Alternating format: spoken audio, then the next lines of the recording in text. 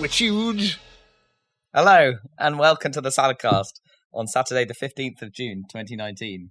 This is our electronic entertainment exposition special. I couldn't think of another E. It's not E4. I'm your host, Andre. Extravaganza. Joining me today is Zachary Burgess. Apparently, it's more like We Huge, except there's a C in it. We Huge. And Robert Kemp. We totally are. We Huge. We huge. Yeah, we out here, we huge. Me massive, man. Me well massive. Me well massive. This is my massive. This podcast is going to be massive. Is it? Assuming we do one whole podcast. It's been going for like 9 years, mate. We're not massive. I said this one podcast. I didn't say our podcast in general. This particular podcast. This particular cast. This is where we make it big. Yeah. Finally. So huge Bigger than usual. with our super informed opinions about E3. This grind was well But worth before it. E3, There's some pre-E3 news. well, there's also pre-E3 news, but also even before that, All right. we've got the very important How has Epic fucked up this week news. Oh, no. Oh, is there more? Our regular segment. Yeah. I missed this. Well, it's not really anything new. It's more like another recurrence of the same fuck up. Yeah. Shenmue has gone Epic exclusive on PC. Oh, yes. Shenmue 3. I did see that, yeah. Which you'll remember was not only a Kickstarter game, but also funded by another publisher. And apparently they want even more money. And isn't... on PC it's exclusive. I was Yes. about to say, because Sony are involved with that, aren't they? Yes. Like, they've got the console exclusive. They're part of the funding for it as Except well. they don't have the console exclusive. I'm sure Xbox have been showing off Shenmue as well. Yeah, I thought they I had. don't know, maybe. Yeah. This gets weird then. Are they just on Epic, or are they just on Epic, or are they? Well, no, they've taken it off Steam. Ah. Because it had a Steam store. You couldn't buy Right. it on Steam yet, so But it they had at least a- avoided that tripfall. It had a page. I guess it's getting a console release and not a Windows Store release. I suppose. Maybe. Are we calling this segment Epic Fail, or is that too old-fashioned? That's a bit kind of obvious. How did we not think of that Too before? on the nose. Well, I Yeah, think okay. many people have already thought of that. Mm, Every YouTube video on the internet talking about Epic Fail. epic topics. So that's that. Got that out of the way. It's also been delayed while we're on Shenmue. Well, I mean, sure. You got, How many times? well, it's still 2019, but it's November now. It was supposed to be out this summer, That's fine. so it's been pushed a little bit, but not too much. Now- I still think that looks kind of ropey. Yeah, well, I mean, Like, it's a Shenmue game. I mean, I know But it's. is it being deliberately like? I think it might be now. Old? Is yeah, that the style? I think it might be like just trying to be those old games. Yeah. like, but a little bit better. Well, maybe it's just like, if you made a modern graphic Shenmue, it'd be too big a leap, so they're doing like a half step. Maybe, It's like, yeah. here's like old school, but slightly better. Yeah, And then the next one will go slightly better than that. if this one goes well, they'll have more of a budget to actually make the next launch. You know, Oh, shit, my the next battery's gonna fidelity run out. jump. Yeah, what would be the equivalent kind of ambition of Shenmue at the time, but now? It would be like Red Dead 2, but even more, right?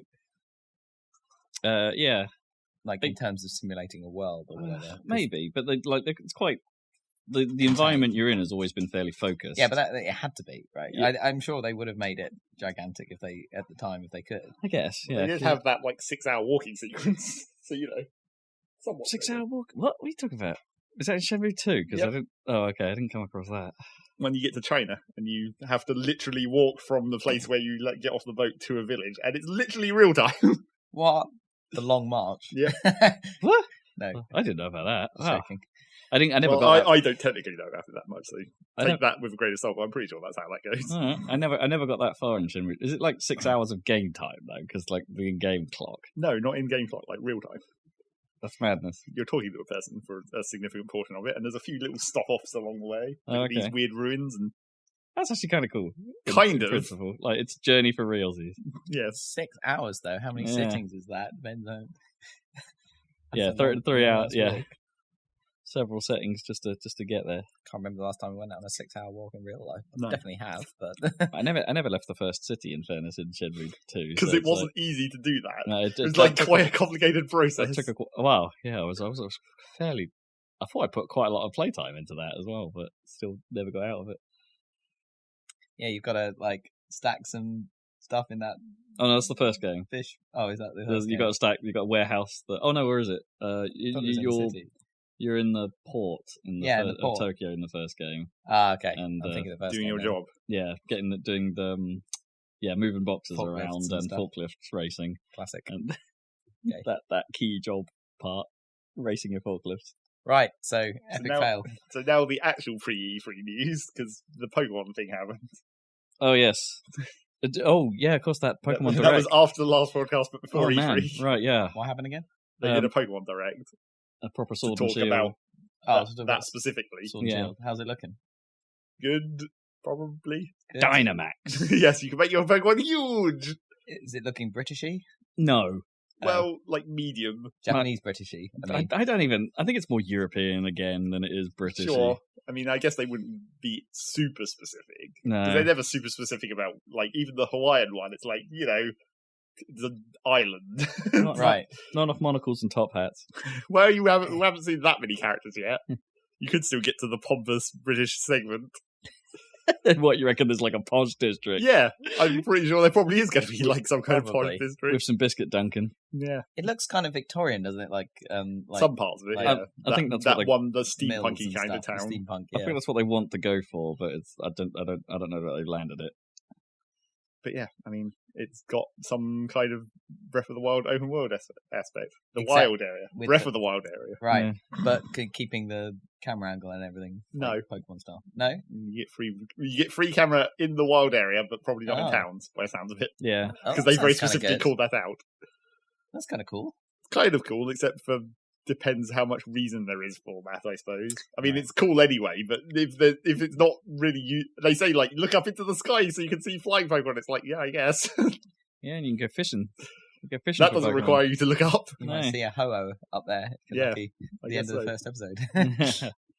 But they've also said, haven't they, since that there's actually quite a chunk of Pokemon that aren't going to be in this. Well, they've said that they're going to have just a specific set of Pokemon for this game, and it's For not this gonna be all of region, them. yeah.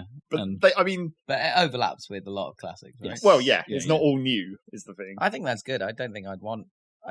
It's not so overwhelming. Well, the Yeah. thing about it is, like, the logical idea of the logical thought that you have to have about this is they didn't have time to put No. every fucking. I'm worried we'll end up with like. Eventually, we'll end up with like. What am I thinking of?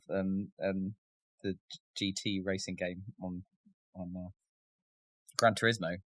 Like where you have like high fidelity cars and then loads of. Oh, loads of- yeah. I think that's probably going to happen. That's with so Pokemon. strange, isn't it? Because Yeah. I'm guessing that they didn't have enough time, but it's not like they haven't had games before where because like in Black and White, you only had in that game you only had the new Pokemon until you finished the story, and then you got access to all the other ones.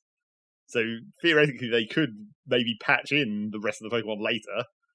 It could just be that you only start with the ones that they've chosen for this game on launch. Yeah. And Well, then eventually they get round to doing all the rest of them, updating the graphics and all Yeah. the stuff. The way that they actually announced this was because they were like saying, "Oh, how do I transfer my Pokemon to it?" And it's like, well, you can't unless it's already in the region. So And you it's can like, transfer yeah. some of them, You can transfer the ones that exist in the game, which makes it pretty basically. hilarious that they made that big deal about home or whatever. Yeah. So you can transfer your Pokemon, except not really. Except maybe that So makes some- home more point, like have more of a point because you can put your Pokemon there while you're waiting for a game to, While you're waiting for a game to exist that to can handle support them. them. Yeah. Maybe. And I'm still not entirely certain about how the multiplayer works exactly because I did watch some bit of the Treehouse when they Oh, were you mean showing. The co-op Dynamax battle. No, thing. the actual multiplayer Oh, because Oh, they showed it briefly in when they were overviewing it in the Treehouse stream where another character definitely existed in the world and was being controlled by another person, like live. But that could have been a local link, right. Yeah. maybe. And then when you go off and talk to them, they have like generic NPC dialogue. So Hmm. it's not like you're actually. But they can also like put little, I don't know what you call them, like alerts or something in the side of the screen to tell you what they're doing. Where it's Yeah. like, oh, I want the trade, or I just caught this thing. Sort of emojis or Yeah. like quick chat kind of thing. Yeah, kind of. So it's like it definitely has multiplayer capabilities for that wild area, but whether it'll be local only or whether you'll be able to like friends list some people into it or something outside of the Dynamax battles, which is presumably just a lobby system. I think they showed that briefly as well. It has like a 30-second countdown to initiate the party, and you have a time limit on choosing your moves and all that kind of stuff. So that clearly has its own lobby-esque system. But yeah, don't know how the actual multiplayer aspect of that will work exactly. More importantly, how do you feel about the wolves? The wolves kind of suck. Yeah. They're not nearly like English mythical enough. No. They don't have, as far as I mean, I'm not that knowledgeable about English myths, I guess, but I'm not aware of any sword and shield wolf type aspects in English mythology. No. Typically. I mean, they should have had, like, ignoring the whole sword and shield naming thing, Yeah. they should have had, like, Welsh dragon versus whatever dragon St. George was supposedly after. Dragons, but they must have done dragons before, right? I'm sure they're always dragons. Yeah, but we haven't had legendary dragons, I have think we? we have. Oh, okay. Well, But not like classical. No, like, not like classical, but that's what Charizard's for. that is the classic dragon. Sort of, yeah. Yeah. Well, Western dragon. Yeah. Well, maybe you could just have British Charizard. I mean, so what are they doing? Like, they're legendary wolves. Charizard. Three of them? Or? 2 of them. Two 1 of for each. Oh, right. As Standard Sword and style. shield. Right. Because the thing is, I assume that it must be Japanese mythology because it's the wolf holding a sword in its mouth like there is in Dark Souls. Right. Because that's the Dark Souls boss, and I'm like, I assume that must come from somewhere. Yeah. Probably is Japanese mythology. I think it is. It's that way inclined, isn't it? Because I immediately thought of Amaterasu. Yeah. Sure, it's sort of similar. Right. Maybe it's a Game of Thrones reference. Die wolves all over the place. I don't know of many wild wolves in England. Well, no, but look at Just all in the other general. wild Pokemon. Well, there would have been, I guess, right? But yeah. Maybe. All these goddamn Snorlaxes walking around all over the place. But no more than anywhere else in Europe. We'd have North. we'd have really Northern Europe. angry foxes, maybe. They've already revealed a These days, Corgi. Have your Corgi Pokemon. Sweet. I forget what it's called. Yamper. Seriously, there's a Corgi Pokemon. Yeah. That's great. That's Is it actually all right. Welsh Corgi. Yes. Pokemon. Well, it's got like a poofy neck. Okay. Maybe you can change that. Because they had the poodle equivalent where you could change its fur layout like a poodle. You could shave it into various dumb shapes. I'm getting a Corgi Pokemon for sure. What type are dogs? Dog I type. don't know what type that is. I didn't Okay. see the actual typing on it. Okay. Allergic. But yeah, It's an allergy type. they show you wandering around in the wild area and how you get it's partially random battles but partially not. Like you can see some Pokemon walking around and you can whistle to attract their attention and walk into them. But then if you're in the long grass, if you crouch down, you go into basically random battle mode. That's good. I'm all for that. So you can run through the grass standing up and you're fine. Well, I don't know if that totally removes, but it's Okay. if you crouch down, it forces Yeah, the exclamation magnifies marks to spawn or whatever. It was one of the concerns when they initially revealed it, wasn't it? That Let's Go seemingly introduced Yeah. this better, and they were like, "Oh no, random battles are back. Oh, that's a bummer." And it's like, "Oh no, Arguably better, wait, yeah. wait." We've got both, kind of. Yeah, Except, I mean, they did seem to suggest that there'll be different types of Pokemon you can get from each method. So, yeah. Well, that makes you'll sense. probably still have to do both. Yeah, You'll I probably like- still have to grade I like- random I like fights that. somewhat. It's not like random battles were horrible. They were an No. important part of Pokemon back Well, in and the day. now with this giant ass wild area, you can much more easily avoid not walking in the long grass because Yeah, it's very exactly. obvious. There's all these paths and shit all over the place. Yeah, sounds good. It to sounds me. like grinding is more of a choice. Yeah. Yeah, if you want to be grinding. And Some people love a battle grind. and gyms are battle and gyms. Don't need to worry about that being simplified or whatever. I don't know if I liked the gyms being like Stadiums. stadiums. They have to fit those fucking giant Pokemon. I know, but it seems a little less inventive. If all the gyms kind of look the same, Well, the Is that real because question. they have the football stadiums of England, don't they? Yeah. I guess. I mean, yeah. the real question is because in a regular Pokemon gym, you have a bunch of regular ass trainers you have to fight before you actually yeah, get before to the you gym get to leader. the leader, yeah. So, how are they going to manage that? Is it just going to be like a multi-stage tournament thing in the stadium? Probably. Well, so every gym is like a Final Five type. Yeah, Mm. you fight a number of trainers in succession, but that might be kind of boring if it is Yeah. just fight in the middle of the stadium with various trainers And Dynamax. and huge. Cool. I mean, that sounds encouraging to me. Yeah, it looks like it'll be good. When's that came out? November. Sweet. Okay, what's next? that? Next, we guess we get to E3. We get to right? E3. No, I've got quite a lot of pre-E3 stuff. Really? Pre-3. Ukulele put out Oh. some trailers beforehand Yes, I saying guess they're so. making a new game. Who are the It's people behind me? Platonic, yeah. Right. So it's not like Ukulele 2. They're taking it in a different direction. It's called Ukulele and the Impossible Layer, and they're turning it into a 2D side scroller. Yeah. with like a lot of the move set from the 3D game, but also with a Zelda style overworld element as well. So like top down puzzly bit. And Okay. It's like, yeah, all right, fine. Fine. Ukulele wasn't all that successful, so take it in a different direction. Somewhat okay idea. Looks all right. No comment. Beyond Good and Evil 2 had a live stream that was kind of pointless. Well, it was important for them to say we're not going to show this at the Yeah. press conference. But then they didn't really show anything No. super new. Does it look either. like it's in trouble, or is it okay? I think it's still super early, as everyone said. And there's now with the sort of comments about what we know about Scarlet and PS5 hanging about, like the rapid loading, for instance. Some elements of what they were going for with that game may now seem more possible, as in the whole like boosting from planets down to the surface and like high speed travel around it. It's like Star Citizen does that in theory. in theory, yeah, but yeah, they're sort of Not that quickly though, right? No. Well, it seems fairly fast from the one time I played the alpha. They re-showed some footage of the game that they had we'd seen before, but now with some of that hit record artwork in it. So they're showing that partnership that exists. It exists and it's happening, and that stuff is coming to fruition. But otherwise, we really don't know anything new. Little bit of Call of Duty Modern Warfare news, in that they've said that they are dropping the season pass. So you don't have to worry about that, and all multiplayer updates will be free for all. Really? Yep, that's kind of a big deal. That's kind of good. Yeah, Really good. and some impressions of what they're doing with the campaign are now out there, and it looks like they're going to try and they're going for a high realism approach, supposedly. As in, What, more like Rainbow Zixie or something? Well, I wouldn't say probably quite like that, but like just in terms of like the way buildings really are seems to be a big deal. Like hallways and staircases are cramped.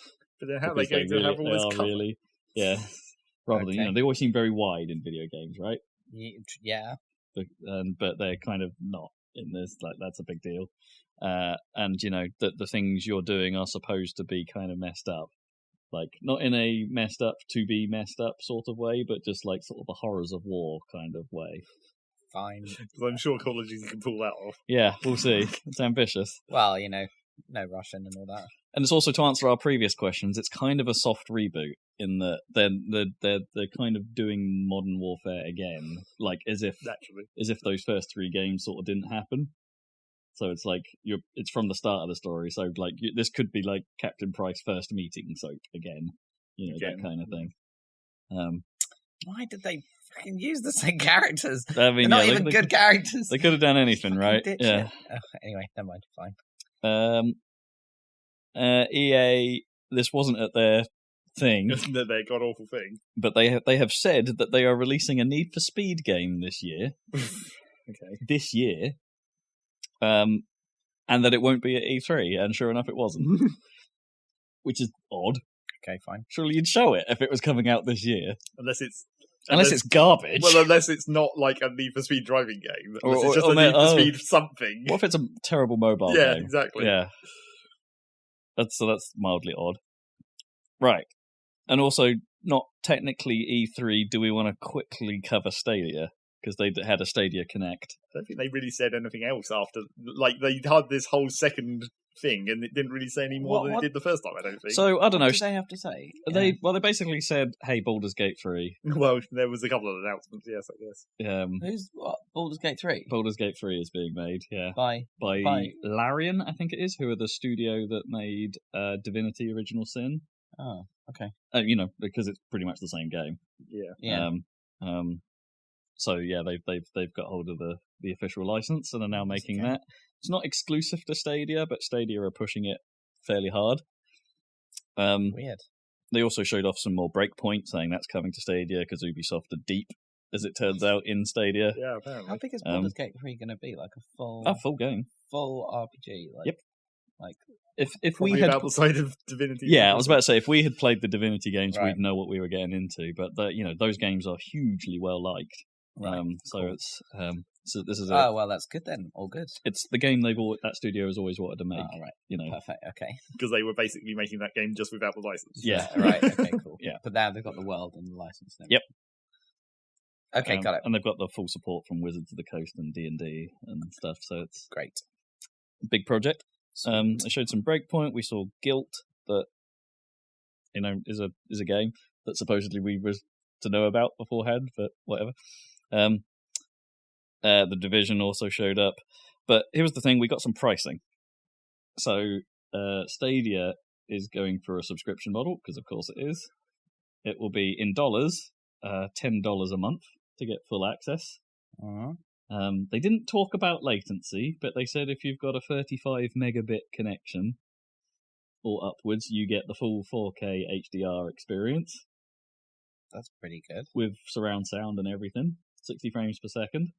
But that it will function if you've got, 10 meg was at the lower level? Yeah, something like that you'll get a 720p decent experience if you've got a 10 meg connection. So 35 megabit, right? Yeah. But presumably that's like, there's no one else in your house is doing it would anything. have to be contentionless to achieve that, yeah. But if you've got like a proper, a decent fiber connection, you should then be that shouldn't okay. be too bad. Yeah. Okay. And what about like, do they talk about like where the servers are? Like they haven't. This was American focused, so they didn't, okay. but they didn't talk anything about. I mean, I think I did see someone had dug up. They did say some places where their servers were. Like, here's our nodes. Here they are around the world, and it's like, well, yeah, the usual standard city type locations. Where it's like, if you're in Africa, you're fucked. Yeah, pretty much. Right. They were like they said there were 14 countries they were launching in this year. But like in practice, like there'll be Google Stadia machines in data centers in like Ireland that we can connect Probably, to. yeah. Okay, cool. They'd have to be like as local as possible, right, for this to be remotely usable. So they also announced the Founders Pack, which and their controller like pricing, which is like $60-70 odd, something like that. I can't remember the exact number. That's comparable to normal standard controller prices. Well, I don't know, it's a bit high. You can get a PS4 controller for 35 quid. Can you? Yeah. Can you now? I thought they were more than that. No, they're 35 quid now, like across the board. Bad. It's a decent price. It's quite an old controller, though, technically. Yeah, but it's like the Xbox controllers are way more expensive than that. I didn't know. I thought they were 40 at least. No, the PS4 controllers are a good deal right now. Oh, great! But this one, obviously, it connects directly to your router, etc. Yes, so that's the thing. The Google controller is Wi-Fiing directly, but not that Wi-Fi chips are expensive. That's no, I'm not saying that, but I'm just saying there's a little more to it than. Yeah, they're hoping that carries weight. Does it have dumb features like, I don't know, a touchpad, HD rumble, and like gyroscopic? And... they haven't said any of that. No, as far as I can tell, it might just be like an Xbox controller. Did they say it had a share button? I think they said it had a share button. Yeah, I think it had one of those, and also a Google Assistant. Does the Xbox one have any gyroscopic shit in it? No. Okay. So Xbox doesn't. Xbox has rumble triggers. Yeah. That's their thing. Oh yeah, rumble triggers. That's good though. Which is so underused. Rumble triggers are cool, but they're so underused. Yeah. I don't like many. I think the triggers are a big strength of the Xbox controllers. Oh yeah, they're really nice. They're not very good on PlayStation, in my opinion. That's the one thing I like the Elite controller thing has always appealed to me. Like, I like the idea of a short throw version of it as well. With the adjustable throw. Yeah, that's really, really cool. They Yeah. should make that a standard feature if they could afford it. I think that would be. They want that they want that. I suppose that like boundary, don't they? Want but it's normal and it's elite. so obvious that you want a racing game with a long throw and you want a shooter with a short throw. Yeah, it seems like an obvious thing. Anyway, I mean, you could always flip your buttons around, I suppose, and use the bumpers as your shot button. But that just doesn't feel like. No, it doesn't feel right. You want that stupid N64 controller where it feels like a gun for playing GoldenEye. Yeah. So the Founders Pack they announced was like $130, but within that price you got a Chromecast Ultra that's like $60 on its own. I think one of these controllers, they're really... and 3 months pass for you and a friend. So it's not actually a terrible deal if you want to go in early. I've already got a Chromecast Ultra. Huh? I've got a regular Chromecast. So they're absurdly cheap. Yeah. They must be so subsidized, those things. Like, anyway, I mean, the Ultras aren't that cheap. Like, no, the regular Chromecasts are, but the Ultras aren't so much. That's true. But you need one of those if you want 4K. 4K, yeah. And all that jazz. They haven't actually said if it will work on a normal Chromecast. I don't think it will. No, probably not. I think maybe there's a latency problem in the original one. All right, so that's pre-3 done. Good. It's time for the show. It's time for the well, well, not really. No, because EA started. Yeah. And God, and we're definitely not going to talk about this vlog. No, this EA thing was garbage. Yep. It's like if they're not going to do a real press conference, we don't need to cover it. Hooray! I mean, we skipped through their first day of streaming, didn't we? The whole 2.5 or 3 hours. It was just so dull. And they didn't really have anything to show apart from the Star Wars. Well, yeah. Everything else was old things again, or sports. Yeah, FIFA and Madden and diddle-da. So let's talk about Star Wars Jedi Fallen Order. Does it look bad? Yeah. Well, people seem to be reacting well to it, and I don't really understand why. No. It looks generic-y. It looks. Everyone was like, even before this, like it was supposed to be like Uncharted inspired. It doesn't look anywhere near as good as Uncharted. I mean, visually, it doesn't look that nice. I mean, I think the character animations don't look great. I don't like the guy's face that you play. No, it looks a bit cartoony in a weird way. Yeah. The whole thing, which I wasn't expecting. I mean, some of the animations look cool, but that doesn't make for a good game. No, I haven't been convinced by that. I mean, the way the combat played out didn't look convincingly good either, as far as an action game goes. And especially when they were like, "Here's our pro player who's practiced so much," and it's just like, this doesn't even look that cool. No, that's. I mean, it's obviously an early part of the game, but it doesn't look Star Wars cool, or not even decent combat cool, right? I mean, we've been spoiled with obviously Dark Souls, but then God of War, etc.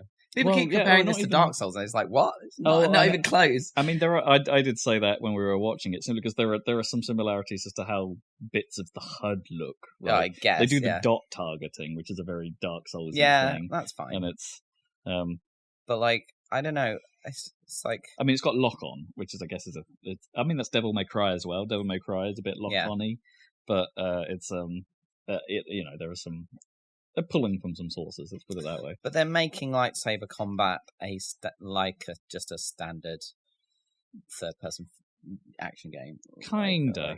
I mean, and that could be cool, right? But the problem is like everything. Most of what they showed was just generic stormtroopers who are clearly no match for you. Yeah. It seems like you can hold a button and just be like, deflect everything. Well, that's how lightsaber deflections always work. Yeah. And they all sort of die instantly. But that's probably fine as long as you get more exciting fights. But then they have showdown with this dude. Yeah, the one enemy type that might be a little bit tougher to actually fight. I'm sure there'll be loads in the actual game. Yeah. But even when they showed like the sort of spidery things or whatever, and like it didn't. We were just Zach literally said, "Okay, I'm waiting for the cool." Yeah. And then he eventually did a takedown, but that didn't look that great. No, why did they choose to show off a bit of a game that looked like a kind of corridor, like even the valley that they was going down at the start? It's like this looks so linear because it's got to be like the opening sequence of the game or somewhere super early, right? Because it's like tutorializing. Nothing's particularly tough. You only apparently have one force power. Yeah, the slow time force power that you're going to use over and over and over. He had the push and everything, with the R2. I don't think push counts as a force power. That's just generic. That's that's just something you have by default. It's like it's okay for games to be linear. Uncharted is very linear, but you just hide it properly. Do it well. I will give it a mark for this isn't confirmed, but the inclusion of Forrest Whitaker. Right, or a very Forrest Whitaker-like person. Well, it seemed like it was just a knockoff of that character, right? The Sol Guerrera. Yes. Was that Sol Guerrera? Yes. Was it him? I think in I think an that's earlier him. time. Yeah. Or something? Okay. I don't know if it's supposed to be him directly, but that's who Forrest played, right? Yeah. So it's okay. Well, that's fine, but I mean, that's that'd be cool, and that's cool, but it's just a tie-in, right? There. Yeah. And that's cool. It'd be super awesome if it is actually Forrest Whitaker playing the role, because if it's not, it's a pretty good sound-alike. Yeah. Just the thing that's weird is that, Respawn kind of an exciting studio. Yeah, but I think they've obviously they've had to staff up to make this and run Apex at the same time. Right. Yeah. And Apex is very much feels like oh, this is the Respawn we know. Yeah. And so far, this feels like, oh no, this is like Generic one of EA. well, EA, this is like one of the other BioWare studios, Right, okay. right? You know, Yeah, I guess that makes sense. Oh well, sad times. One day there'll be a good it Star might Wars be game. good. Like maybe just what they've shown isn't that hot. I mean, but you know? Battlefront is also fine, I guess, yeah, right? Apart from the bullshit like economy stuff. But yeah. as a game, it's like supposedly fine, It's- but yeah. it's just not exciting. Exciting, yeah, Yeah. But this might be the last EA Star Wars thing anyway, so Yeah. get it out of the way. yeah, maybe. I'm pretty sure it's possible to make a cool Star Wars game. It's definitely possible. It should Yeah. be, right? I don't know. It's not that the whole Star Wars thing is completely played out and there's nothing cool left to do. There definitely is. KOTOR. Well, yeah. Yeah. Make it not a third-person action game. and Or an you already- MMO. Well, sure. They did that already. Right. I mean, what was it? Yeah, FIFA 20 was bringing back street soccer, or what did they call it? Volta. Volta, yeah, that's it. And that is actually in that game. It's not a separate thing. yeah. Worked out eventually. It is part of FIFA 20, so that's what they're doing this time round. Madden is still Madden. Madden looks like Madden, yeah, except with even more plays and options and all that stuff, which I guess makes sense if you're into that kind of thing. That is what that game is.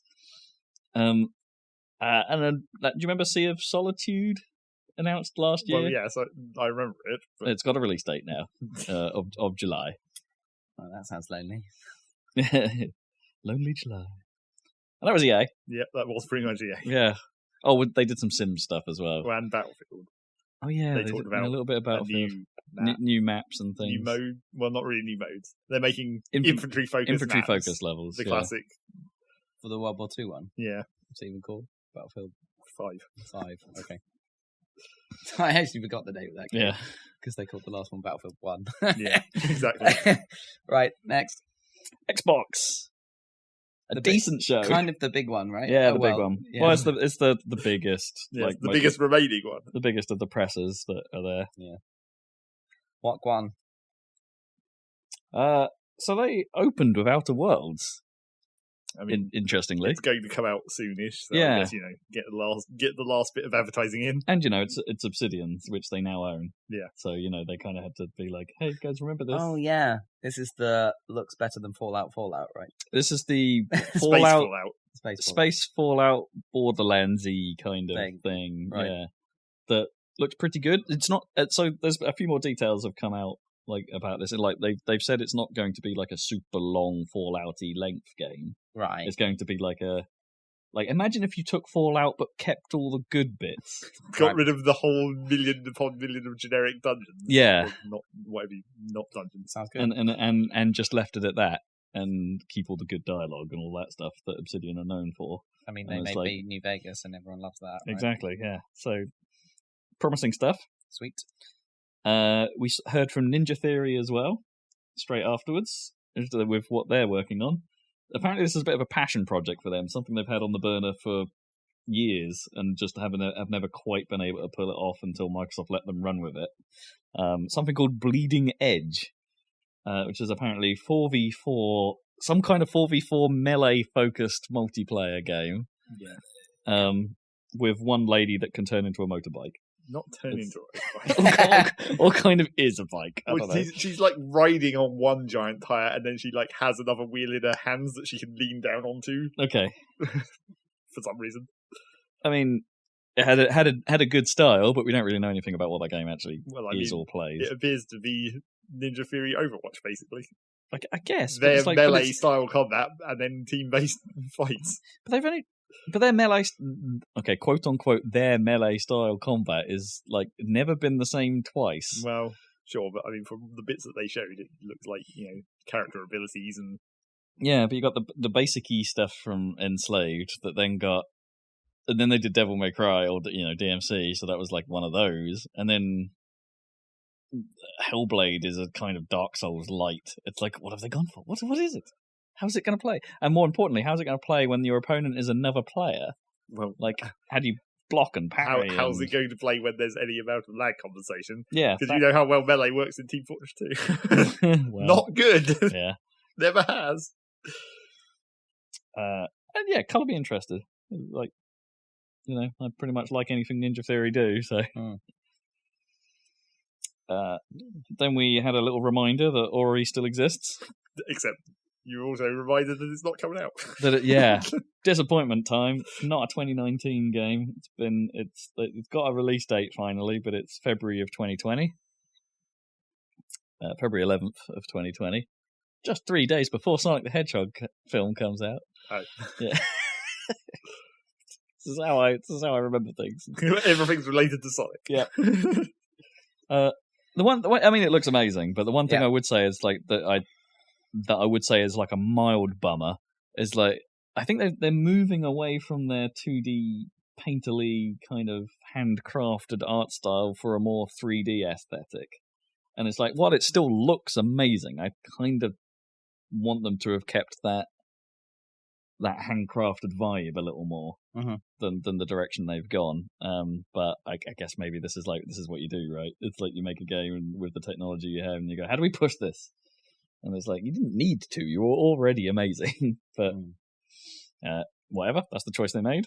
It's like it'll still be excellent. I'm still totally playing that game. Then we got some Minecraft because of course we did. Well, not Minecraft, but not Minecraft. Yeah, Minecraft Dungeons. They're making Diablo for Minecraft. Well, they announced this last year, so the fact that it still isn't out is fairly surprising. And won't be out till 2020. Yeah. Okay.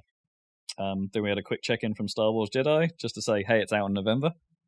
And to show not really anymore. Nope. Just a few extra cuts. Just a trailer. And then the first sort of, the first real unknown, I suppose.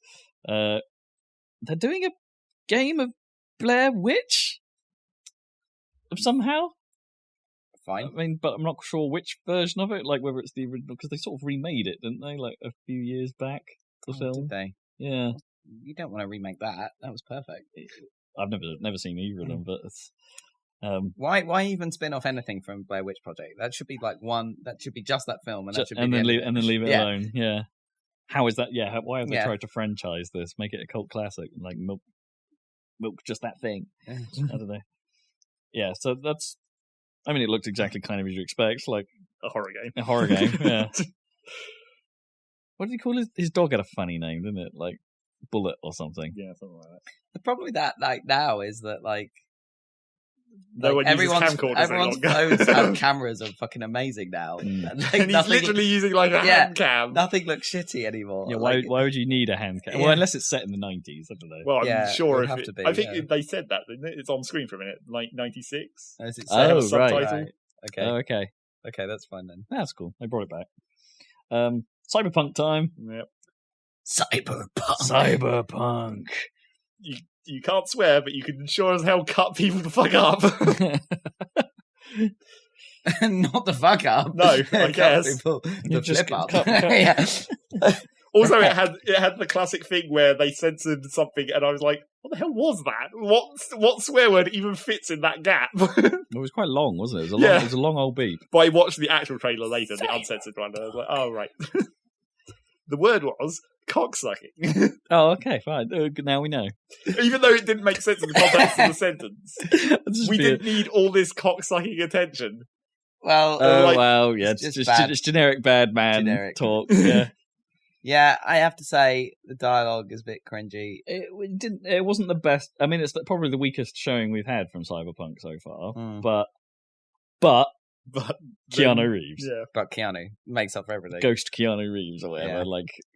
Did you notice how when just before they pan or the crouches down to reveal the face, they play a bit of music that's not quite like the end of the Matrix? Right. Like it has the same sort of guitar aesthetic of the except it's not that actual riff. A little bit Rage Against the Machine, but not quite. Not quite. And I'm like, if you'd spot that and wake up riff.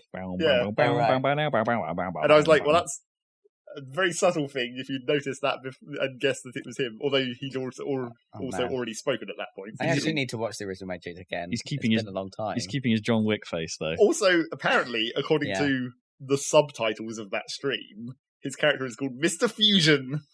Oh, okay. Because that's what the subtitles said. Mr. Fusion. Not as good as... What was the guy's name in Death Stranding?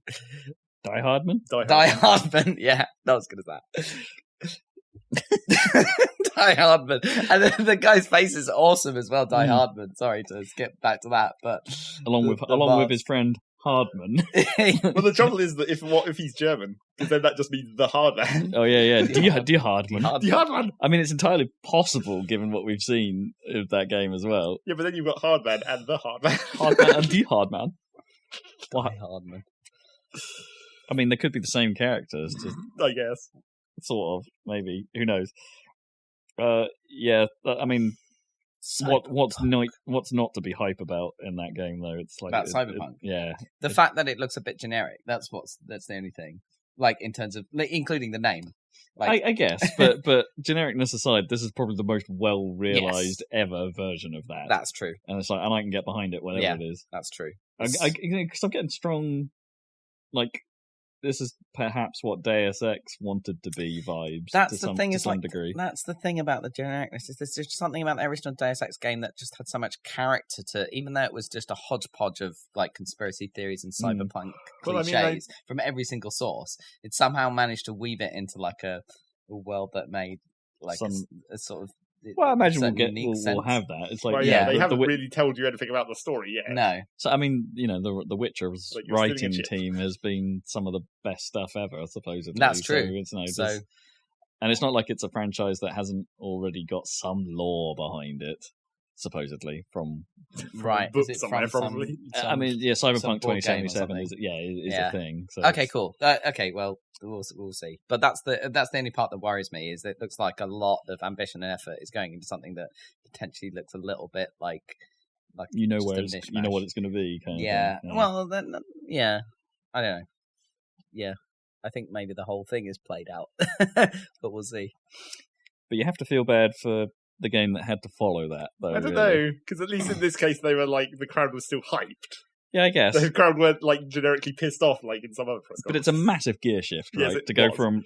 But that's more of a problem of the tone shift than the game being, Yeah. They should have chosen a different game. To go from the breathtaking visage of Keanu Reeves to You're breathtaking. to Spiritfarer, which seemed interesting, but not in the same way. It's like a 2D cutesy city on a boat management life thing. Yeah, I'm sure it's going to be. It's just an indie game. It's quite like it's an indie game. It does seem quite like one of those typical indie things where it's just like, you've got these little friendly characters that you're going to make relationships with and build up your little town over time. It's just like that seems quite a generic indie thing. And then they die. Probably. And at least that's what you assume is happening in that sequence. Some part of the story involves fancy deer deaths. Yep. So they revealed what Battletoads is. Man, did they? So it's a massive throwback, basically. It's like they're trying to do like just a Battletoads game, basically. Yeah. Basically. But with really doubling down on that, I don't know, Saturday morning old school cartoon vibe, right? Yes. That like you're making it even more cartoony, I guess, than even the arcade version of the original Battletoads was going for. Like less hard outlines and like solid colours and I don't know. I don't know if it looked good.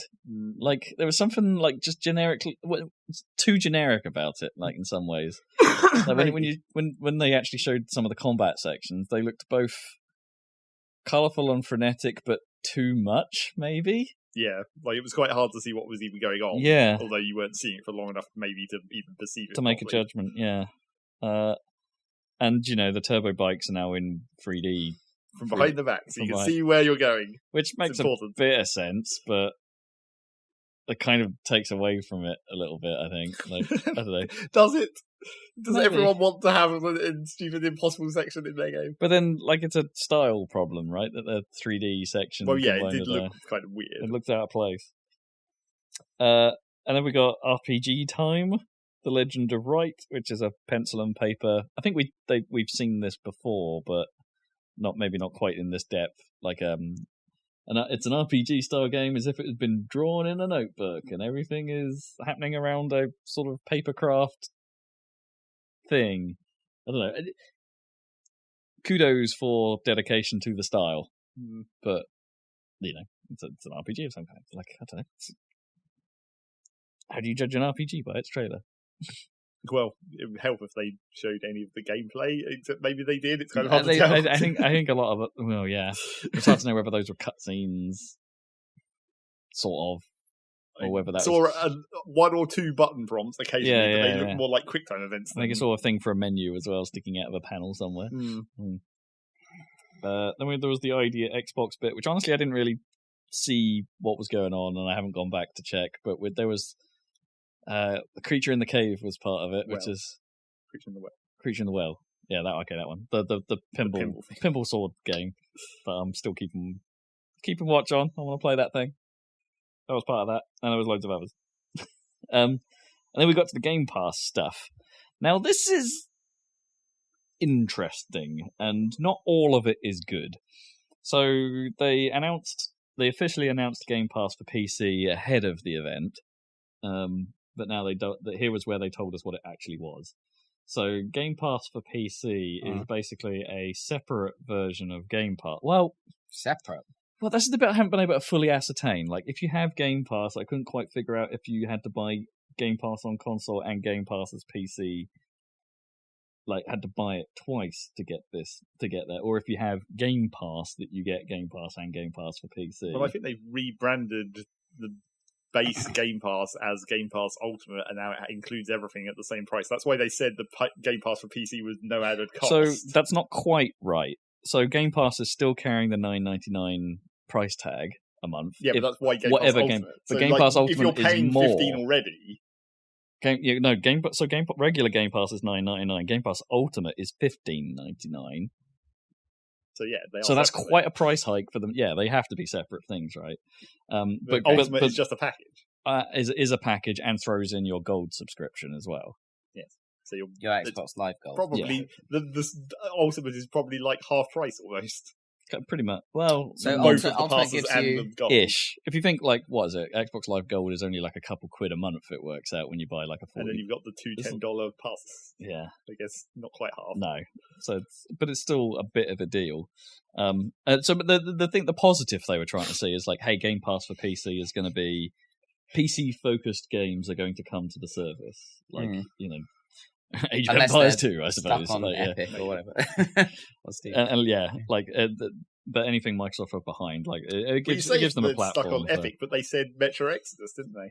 Which was weird, because that was meant to be an Epic exclusive, right? Timed Epic. Sure, but it hasn't been 6 months yet. No, not quite. But it's not that. I guess they haven't away. said when it's going to come to Game Pass. No, but there's some fine print behind this stuff. So if you want an Ultimate subscription, right, so let me roll it back a little bit. If you want a Game Pass subscription at the moment, or the separate Game Pass subscription, you can do that separately from your Gold account, and those two things are tracked independently. Yeah. If you want an Ultimate Pass, because it wraps everything in, what it does is it will take any time that you have on any of your subscriptions, like if you've already got Game Pass, if you've already got Gold, and mushes them into your Ultimate time at some conversion rate. Now they have published those conversion rates, but it means that if you want to go back, there's no way to go back. Basically, like your Gold time will convert to Ultimate, everything else will convert to Ultimate. If you want to drop Ultimate for some reason, then you've got to pay for a new subscription when your Ultimate expires. See. Which I don't know. I know why they're doing this, because it discourages you from picking up Pass for a month and then dropping it. Which is kind of how I want to do it, to be honest. Yeah, of course, yeah. Like I kind of just want to be able to pick up Pass when there's something interesting I want to play it for as long as I want, and then drop it. Pick up Pass. Yeah, pick up Pass. Yeah, but it's not like you need Ultimate because you only care about the Xbox one, really. I mean, yes, there and no, haven't been any PC games you want yet. But I've played a lot of the. You say that, but like Forza Horizon 4, I played on Game Pass on PC. Sure.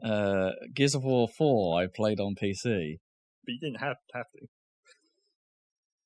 I mean, I could have played it on Xbox, but it was better on PC because my PC I haven't got an X, and it's like the PC version is going to outstrip it.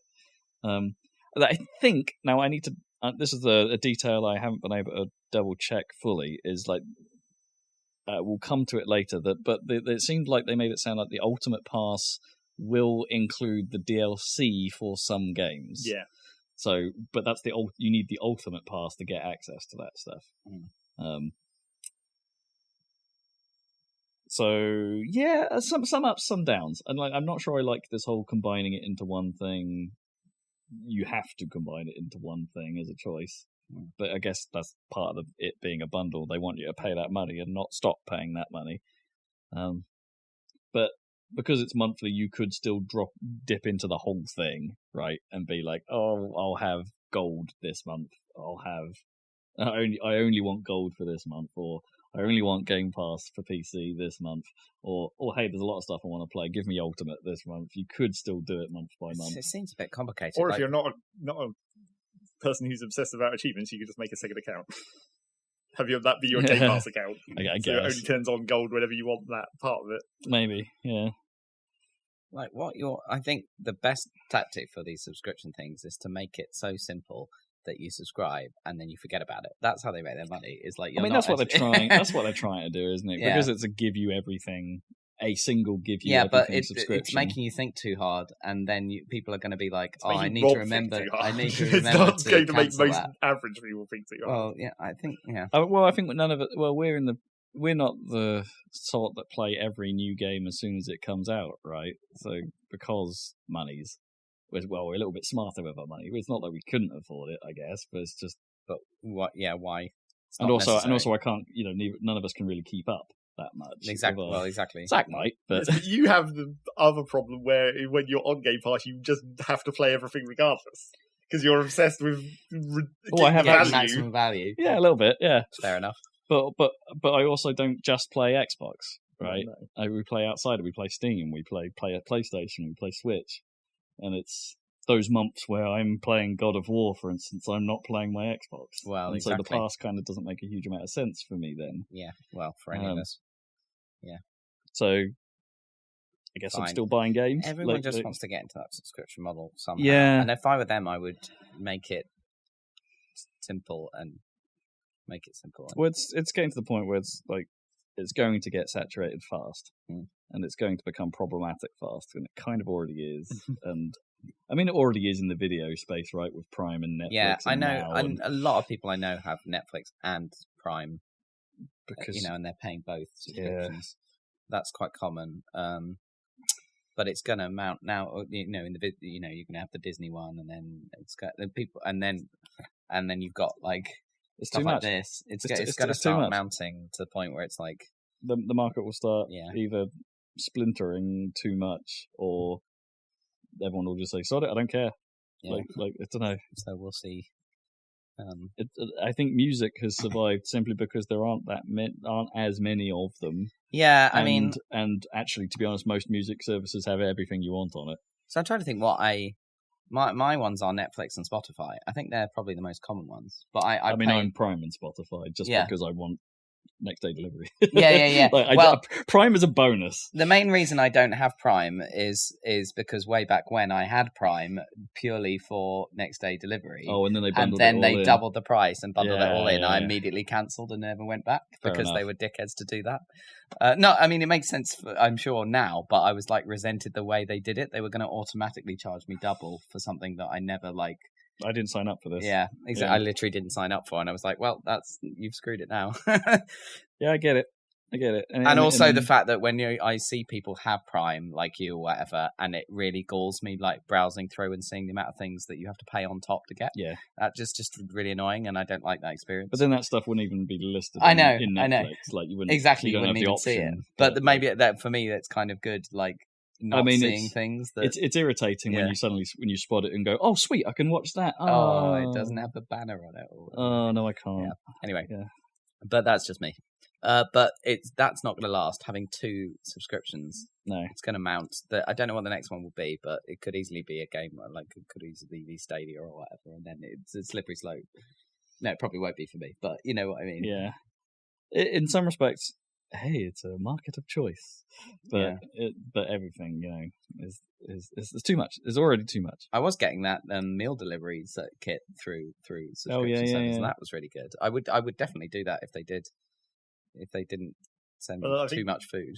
I think when you're talking about completely different things, it's probably okay to have at least one. Like, you probably have one food service, not two. yeah, that's true. Yeah, that's a very good point. I mean, you wouldn't tend to need multiple subscriptions to food services. Yeah. Kind of cool if you could, though. If you could get less and then have I guess the pick and mix of some kind. Well, I guess the comparison would be if the food services started to spin off, where it's like, here's the vegetable only service and here's the meat only service. Well, that so you have to have exist. both of them. Yeah, because there's Farm Drop or whatever. Oh, sure, that delivers you fresh vegetables or whatever. And they snack nut boxes as well. There's those Graze ones. Graze, that's it. Yeah, they were a client at my first job in Cambridge. Yeah. But I meant more you'd have to, then there'd be a reason to have two, and you'd be annoyed by I can't get meat off this vegetable service, I have to have the meat subscription as well. Meat subscription. Oh, but if you had Food Service Ultimate, then you could get your meat and your veg. Yeah. You could probably get your meat and two veg, Oh, God. The modern world. But yeah, I think that's the trick. That's why people love that model, is people subscribe and then they forget about it. Not me. Not me. So that's what you want, is to make it easy to subscribe. And if you make it 15 It's the reason I haven't subscribed to Switch Online yet. Yeah, people I wouldn't use it enough yet. Yeah, that's the thing. Cool, okay. Until maybe that Mario Maker bundle. What else is happening in Xbox land? Flight Simulator's back. Hell yeah. It's back, baby. So I guess Microsoft have reacquired their own, or aren't licensing it to the company that made Flight Sim X. I guess. Because Flight Simulator X is an officially licensed thing. They just took over the development of it. Unless right, unless that new version of Flight Simulator is them, Microsoft have just sort of brought it a bit more back in closer with the classic font. I think. Yep. Basically, the classic logo. It's a reboot. It's Flight Simulator. To be fair, it looked pretty good. I mean, it looked. Yeah. Well, I mean, the trouble with that, as always, with their fancy Flight Simulator showpieces, is uses satellite data, and you've got these giraffes wandering around. It's how much of the map does that actually cover? Is it just it actually how Google Maps is, where it's you can, certain cities have 3D buildings, but everywhere else, fuck it. Probably, yeah. Yeah, it'll be like that, won't it? Around the airports, there'll be detail areas, and then a few cities. And if you but want then what about the animals and the pyramids and the pyramids are kind of in a city. Well, they could probably do. Well, I don't know. They've probably got decent enough height map data for the whole world, right? At least to some degree, but it can go low detail when you're doing long haul flights. For instance, that becomes less of a problem, right? Yeah. Well, you can barely see the ground. Yeah. Well, for half of it, yeah. Anyway, but what if you crash? Then suddenly you need the ground. Yeah, relatively suddenly. I mean, it doesn't even matter. It looked good. I mean, the last one started with we'll just do Hawaii really well, right? Didn't it? Is that Flight Sim 10? Was it the previous? I think it has in there small zone stuff. Well, it's probably got loads of stuff now. But this seems probably super expensive add-ons. Yeah. But that's cool. I mean, and also Microsoft Flight Simulator was not an insane cost to get into. It was like a consumer product, right? So that's kind of the base level one was. Yeah. I like that idea. They should bring back Train Simulator as well. Well, there are. I know there's going to be those. Too much competition in that market. Yep. Thousands of dollars worth of competition. Age of Empires 2, got a quick look in. It'd be hey, we're doing a 4K version of Age of Empires. Why do they keep banging that drum? I know everyone loves it, but it's weird. I mean, it's not out yet. So they remastered the first one, didn't they? Yeah. So this is technically new, I guess. Yeah. Didn't they do Age of Empires 2 HD already? I think they did, but not this new version. Not 4K. Okay, fine, whatever. So it's another it's a second re-go, I guess. Then I don't know. Probably. I mean, the reason that happens is that every time Bill Gates goes on Reddit to do an AMA about his latest saving the world, curing malaria someone thing, someone just asks about Age of Empires, and he's like, "I'll have my people look into it." I'll tell Xbox to hurry the hell up. So then we got a terrible trailer for Wasteland 3. It was a weird old welcome to Colorado or something. Yep. It was just confusing and bad. Although Wasteland 2 is supposed to be a pretty great game. But the game. yeah, Not the marketing. yeah, I don't know anything about it particularly myself. Then they were saying, "Hey, we invested heavily in a lot of studios last year, but we're not done yet." And they brought Double Fine in. Double Fine. Double Fine. Okay, no one cares. No, we do care. It's just like dramatic pause.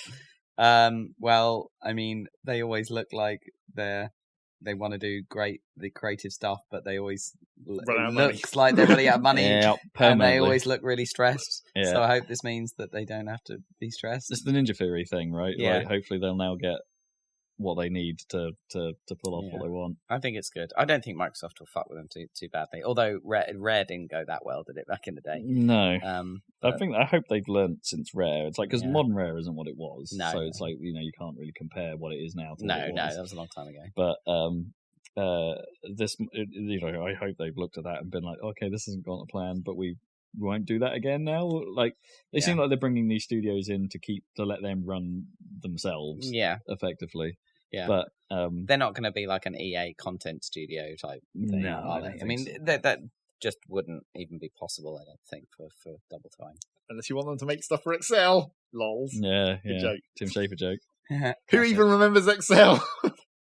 It's I mean, still highly used, yeah. Yeah, I'm sure business people, but Yeah. not gamers. As in normal people. As in most people. Yeah. Excel. I mean, yeah, I suppose outside of that, you're probably a Google Sheets person these days. Yeah, yeah, that's true. Use fake Excel. Google Sheets is actually fine for a lot of things. For both things, yeah. I hope they do make Excel stuff. I hope he follows through on that joke. He makes like an Excel macro script that like makes a Psychonauts animation or something inside Excel just for the hell of it. They'll be in the about screen, right? Yeah, With exactly. some kind of Easter egg. Do it. Do it. Yeah, so then they showed Psychonauts 2. Psychonauts Torg. Psychonauts 2, because of course they had to. And I mean, it looked a lot like Psychonauts. I don't think it was a great trailer. Not really. No. Like, you've got Dentist Man and teeth and the sensors. I mean, I kind of always liked the sensors, so it's sure. Someone shouting no at you. Meow. Meow. I mean, they obviously didn't want to reveal too much. You basically reveal the first mission, the first aesthetic of the dentist. Yeah, because you want it to be a good surprise going through all the different brains. The brains. I must deliver the milk. So then we got some... Lego Star Wars are doing Lego Star Wars again. Yeah. But this time with all 9 films. Yep. Except there's more than 9 films. But Well, except the main line. Yeah, I know. Main line 9. Main line, those 9. Another fucking Star Wars film this year. Jeez. Yep. Well, anyway. It's the big one, isn't it? It's the big one. It's the big one. You find out how dumb it really is. How dumb it's going to be. We hope it ends in a similar sounding no. I'm not sure that's going to happen. Last Shadow was such butt. Such butt. Kind of bad. Dragon Ball Project Z has a name. It's called Dragon Ball Z Kakarot. And it's out in 2020. And it was a very Dragon Ball-ass looking thing. Well, sure. Although, you maybe saw gameplay for about a second. For about a second, maybe. And it looks like was it Budokai? Is it the sort of classic behind-the-back style combat? Which, not that good. Like, we thought we'd moved on for it once they made, like, fighters and stuff. Well, they didn't make fighters, No. did they? I mean, I meant the Dragon Ball brand moved on for it. You got another indie segment with 12 minutes. This actually looks kind of cool, but it's not going to be a pleasurable experience, is it? It's like it's a short game that features about a 12-minute time loop. Oh yeah. About some guy who knows his wife is about to get probably severely beaten up and or murdered by some guy claiming to be a cop who isn't a cop. Yada yada yada. How does this play out over multiple loops? How do you solve the loop? I noticed afterwards when I was on YouTube and it was in my recommendations, there was a Giant Bomb quick look of this game in 2015. Was it really? Yep, and it doesn't really look the same any longer, but it is that game. Wow. So it's been in development for a very long time. Okay. Is Spy Party out yet? Technically, no. I don't think that ever came out of some form of early access. It's still being built. Anyway, yeah, never mind. I can't remember a lot about this next entry. Way to the Woods? Glowing deer. Oh, the glowing deer. Right, yes. Not the deer god. No, not the fancy deer from earlier. Or the fancy deer. No, none of those deers. This is you as mummy deer and baby deer going through what looked like Ruined Tokyo. Empty Tokyo, doing things, using vending machines.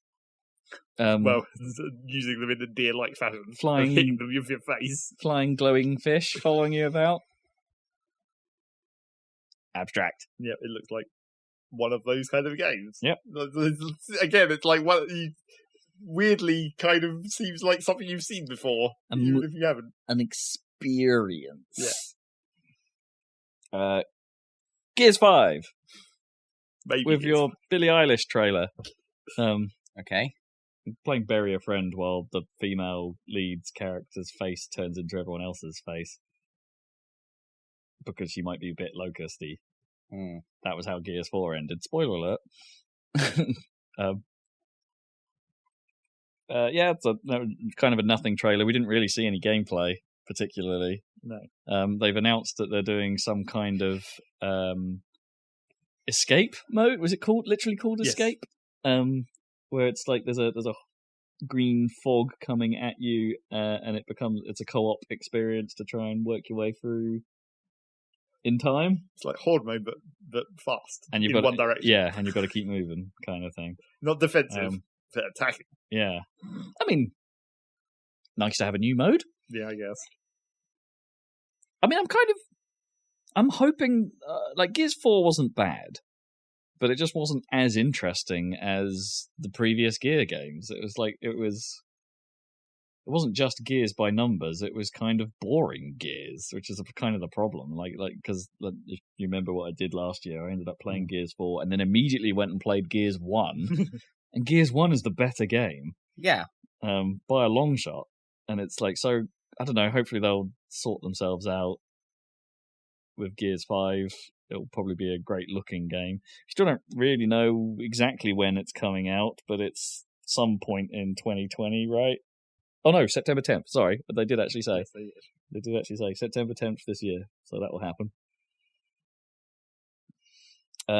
Then we got the Xbox Elita controller. You forgot a very important thing about Gears of War. Oh, Gears Pop. No, that's not even that. That comes later. Was that later? Okay. You forgot about the Terminators. Oh, God. This is Year of the Terminator. Yep. Fuck. We're just getting ahead of it. Year of the Terminator. What does that mean? We'll come to this. So they're adding the Terminator as a playable character, presumably for multiplayer. It's a skin. Basically. It's a skin, yeah. But yes, you can be a Terminator for some reason. It had a moment where they were just like, da-da-da-da-da. And they showed a big pile of skulls and a Gears helmet in amongst the skulls. Yeah. As you do. The Terminator will be in Gears. They're making another Terminator film, aren't they? They are, yes. That's why this is here. It's supposedly the new Terminator model, which is like the old model, but kind of new. Oh, and it's actually got Linda Hamilton in it, looking and old. Arnold and Arnie. Well, yeah, but I mean, why? Anyway. And it's actually Jerry Bruckheimer, is it? Or supposedly, right? This is James Cameron, is it?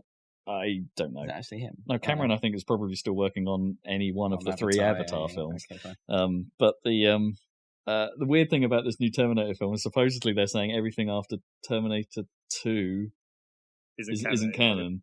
Because of time travel, they can do that. Well, that makes sense because that was the last good one. Yeah, they're disregarding all of it and being like, okay, this is what we're just doing. This is what Terminator 3 should have been. But I mean, that's been done. Like, do you remember that random Superman film that was like, I'm just going to be a sequel to Superman 2 and forget about... Oh, what, Superman Returns? Yeah. Is that the one with... yeah. What's his play? Henry something as Henry Cavill as Superman? Yeah, that's right. Or is that what the new... Oh, no, Henry Cavill might be the new one. No, he's the new one. Who was the previous one? And everyone's forgotten about it. The Kevin Spacey one. Yes. Yeah, the Kevin Spacey one. Yeah. The island made of kryptonite somehow. Yeah. The Island of Kryptonite. It wasn't very. I'm going to let you shoot me in the eye in slow motion one. The best thing about it was the like intro credit sequence being like 80s style or something. That was really cool. Vaguely remember that. Yeah. Anyway. Not a good The best film. thing about it was the memes. Yeah, the memes. Because they wrong. Well, the thing about that was it was cut and better Well, in it's the cut better in trailer. the trailer, yeah. It was much The better actual in the scene trailer. in the movie was way worse. It was bad. It was Yeah. much better in the trailer. Anyway. Good job, trailer guys. And now you can't watch it because it's got Kevin Spacey in. Anyway. Well, okay. So after whatever Zach just said, Terminators. Yeah. So we got the Xbox Elite Controller 2. Yep. Elita. Yep. Like more throw controls, and so like you can set some variable level of throw now and stick strength. Yeah, stick resistance is actually kind of a cool idea because like for a racing game, I would actually quite like quite a lot of resistance on my stick. Thanks, quite a lot more than normal. Whereas quite good. Whereas for any other game, I'm quite happy with what it is now. But yeah, that is kind of cool. It's a neat idea. It's not going to. I don't think it's going to cost any more than the existing Elite controller. But as I said before we started casting, if the sticks are as easy to crunch as I'm finding, I'm just going to break that thing. So it's probably going to have a different design if it's got variable resistance. Yeah, right? you'd say that, but they've added. Anyway, I don't know. Get your epoxy resin ready.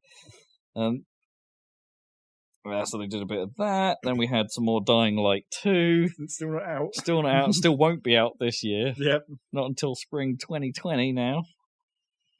I mean, I don't think it showed as well as it did last year, actually, like, because they just showed a little bit of trailer. Yeah. It's like, actually, the deep dive you did last year was way more interesting. But you've done that now. You probably should have saved that for this year. Yeah, maybe. Yeah. Save it slightly closer to release. And then maybe my most hyped moment of the entire show. Apart from Keanu. So, Forza Motorsport 8 is missing in action this year. Yep. Presumably because they're going to be saving that for the Scarlet launch. Because you always have fancy cars on your new system. Yeah, man. Cars look real nice, and they can make them nicer. So instead, we're getting a crazy DLC for Forza Horizon 4 called Lego Speed Champions. Oh, yeah. Break up the Lego. This looks badass, man. This is the reason I might end up with an Ultimate Pass, so I can play this thing. But it's just Lego DLC. Skins, is it? Or no. So there's some. They're adding the Hot Wheels thing. Yeah, so there's a whole new area they're adding, which is like this time it's Lego. Part Forza, part Lego. Oh, cool. When you're driving one of the Lego cars, your avatar will turn into a minifig. Yeah, that kind of thing. They're also adding like a building space, so you can actually build a Lego house for yourself in the world out of parts that you earn, like individual bricks. Well. Yeah. I'm not sure about that actually, because there is like a brick chart. I've seen a screenshot of a brick chart, and you earn various types of bricks as your reward for doing the challenges. Yeah, but that could just be like an achievement list. I mean, maybe, or but like a hit the specific things in the environment to get this one specific brick. I mean, it looked like a pretty extensive list. That's all I'm saying. Very subtly different looking bricks. I don't know how I feel about the actual Lego Speed Champions sets. Like, I don't know the scale of them or something. I guess from what they show, from the versions they showed in the games, it was just like they are quite like what you'd call low resolution Lego. Kind of, they're like kind of not enough bricks per. I like their mini. They did really well with the mini. Yeah, that's in the game. Yeah. But in general, because they tend to do these like Le Mans supercar kind of sets, like they're quite similar looking, even though one's a Ferrari and one's a Porsche, and it's like because there's only so much brick resolution that's going. Exactly. Right. Yeah. So this might be the downfall of this thing to some degree, in that I've stumbled upon some comments here and there that said there aren't that many Lego cars in this. Like it might be as low as 3. No. As in the 3 that they already showed in that It's trailer. got to be Yeah. more than 3. The Mini, the Ferrari, and the McLaren. Yeah, I mean, I hope there's more, but honestly, like in the Hot Wheels expansion, there weren't that many Hot Wheels cars. Are there any open wheel stuff in Forza Horizon? Because there's open wheel, obviously, Lego. Oh, you know what? I don't know. Hmm. I guess probably can't not. remember there Yeah. being any. Because that would look different, right? Yeah. Obviously. Yeah, interesting. Yeah, no, I don't think there is. So that was their car reveal on stage. There was a car reveal, but it was a car made of Lego. Like a real-sized car made out of like 500,000 bricks. Oh, really? Like, yeah. Did you know they'd made a Bugatti, not the Veyron, what's the next one? Yeah. Is it Veyron? Oh, no, it's got a funny No, name. Whatever, the new one. Yeah, I can't remember. Or something. Something like that, yeah. They made it one out of Technic, right? But like, powered by Technic motors. So they managed to attach like hundreds of these motors. And it drives at like 1 meter. Yeah, it drives at right. But yeah, fully Wow. made of Lego, full-size car. Amazing. And it drives at like... Just barely. Barely moves, but it moves. right. It's so stupid. And I'm not sure that really counts as driving. Like, does it steer even? Yeah, I think it has fully... The steering Or does column it would just be go doable, forward? but No, I think it's got all what about that stuff. gearbox? Well, it wouldn't yeah. have it if it's a Lego motor. Well, obviously it's geared up from 9-volt motors, so it has a severe gearing. That'd I be the don't know most if it can be gearing. switched. Yeah. Anyway, That's amazing. yeah, and also those Speed Champion sets. They do these ones. I keep seeing them, and they do like the modern car, and then like the classic. So say there's a modern like Camaro or something. But they all look the same because they look like Le Mans cars, and Right. then but there's a twin pack with a classic like Camaro or something like that, or a Mustang That's and a cool. classic Mustang, and it's like I kind of just want the classic Mustang. But yeah, they're pretty cool. That's pretty cool. Anyway, yeah, that's cool It looked fun and fun. That's the main thing. Yeah, because I really liked that Hot Wheels pack. That Hot Yeah. Wheels pack was entertaining for a while. So like, I think this has the potential to be that, maybe, and then some. I want to play it. Cool. What else we got? We got Gears Pop was briefly shown, which had about as garbage as you can think. Really, like it's a mobile game, as it turns out, and it's a lot like Clash Royale. So don't care. Like as much as I cared anyway, I now care even less. And again, you still have to ask, who's that for? Yeah. Who is a Gears of War fan and also likes playing those kind of shitty mobile games? Yeah, it's a weird cross. It is a weird cross. There aren't many, I suppose. Quick check-in with State of Decay 2 to say we're still adding stuff, but it looks like they're adding a more story-focused expansion this time. But that may not be the case, because State of Decay 2 kind of starts out with story and then kind of turns into the sandbox. Well, presumably they'll come up with some excuse to have those characters be invulnerable or whatever. Yeah, maybe. So those specific story characters won't die before you get done. True. It's a bit out of place, but yep, they're still working on that. Kind of the surprise of the show. Well, one of the surprises of the show, but like, hey, Phantasy Star Online 2 is finally getting a Western release On Xbox. What? Okay.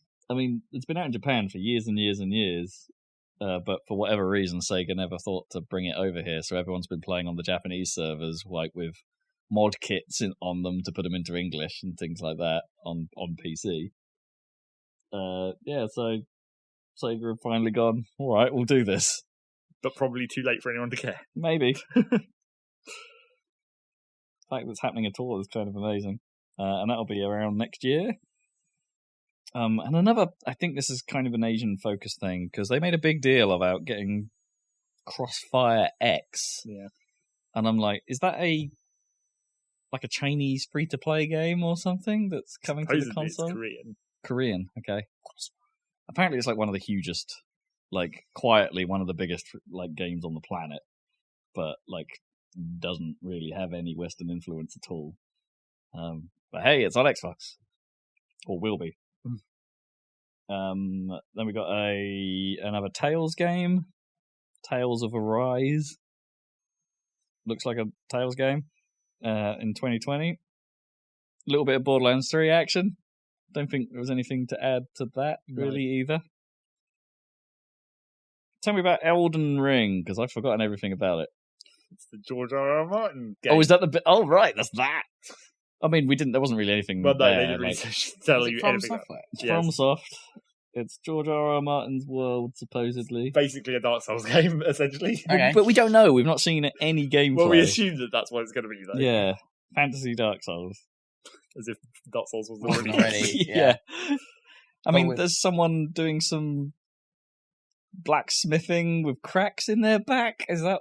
Well, I mean, sure, that might as well just be Dark Souls again. Yeah. I mean, the Dark Souls world, it's like everyone's mostly kind of dead, right? I guess you're dead. Yes. But maybe, do you think because it's George R.R. Martin, there'll be more actual, like... Living people to get killed. Yeah, exactly. People are bound to be killed. Yeah. I mean, there was a Ganon-ass-looking troll. Like a redhead sort of troll thing. Yeah, maybe. Or maybe it was the Flaming for Tasty. Was that even hair? I don't know. Could have been part of a cloak. It was kind of hard to see. What's that character called from Final Fantasy IX that we always called the Flaming for Tasty? I don't know. What was his actual name? I literally can't remember. No. He had a very unimportant part of that game. Yeah. Then they talked about Scarlet, just saying, hey, it's real. Basically, the first proper confirmation we've had, I suppose, that Project Scarlet is real. Only mentioned it as one SKU. Like, there was not the whole, like... Well, it's basically they mentioned it as 0 SKUs currently. Yeah, but they've not said whether there'll be... Like, there was rumours flying around that there'd be this split between, like, having a high-powered and low-powered version of the next gen. Like, your low-powered, maybe a streaming box or something, or...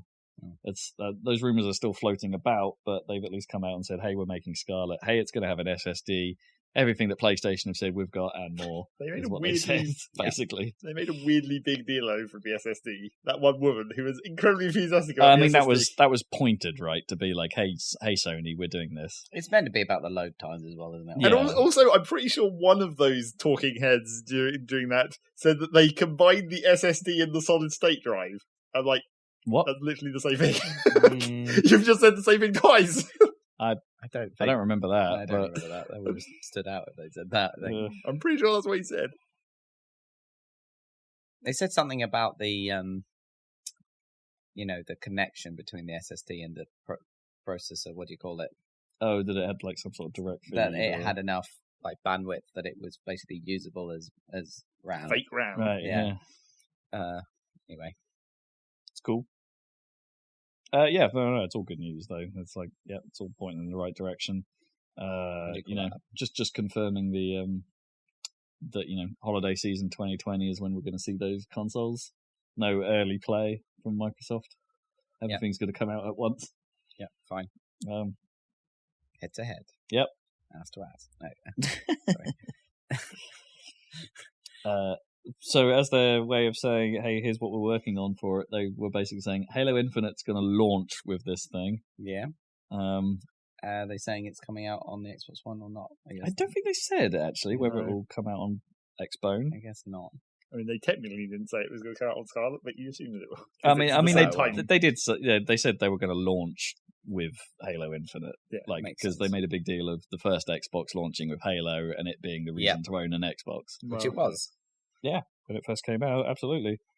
The killer app. Do you remember killer apps? Yeah, that's what they want. They want it. They want that idea back. I guess Zelda's a killer app. Anyway. Yeah, Breath of the Wild kind of is. Yeah. So that's what they're going for, and so they showed us a little bit of what it's like on the new hardware, supposedly. Well, and a cutscene. Yeah, a cutscene. But how do you show off graphics tech with a cutscene? And it's I don't mind the concept of what they went for in this cutscene of like a guy lost at space after something has gone horribly wrong, and he just stumbles upon Master Chief's corpse in space. Yeah, as you do. But of course, it's not a corpse because his suit can maintain him in space. We know that already. Definitely. Goes into some weird cryo state inside the suit, and he just needs to be rebooted. Fire up the chief. Fire up the chief. So he fires up the chief.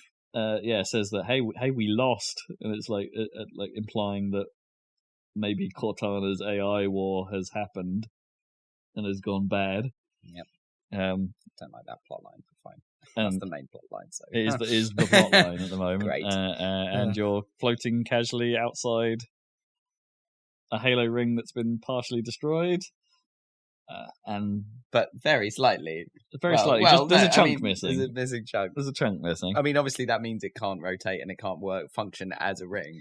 I mean, they've already broken that. Yeah. They broke that sort of bit of physics in Halo 3 with the arc. And the true. partially finished Halo ring that would totally still work.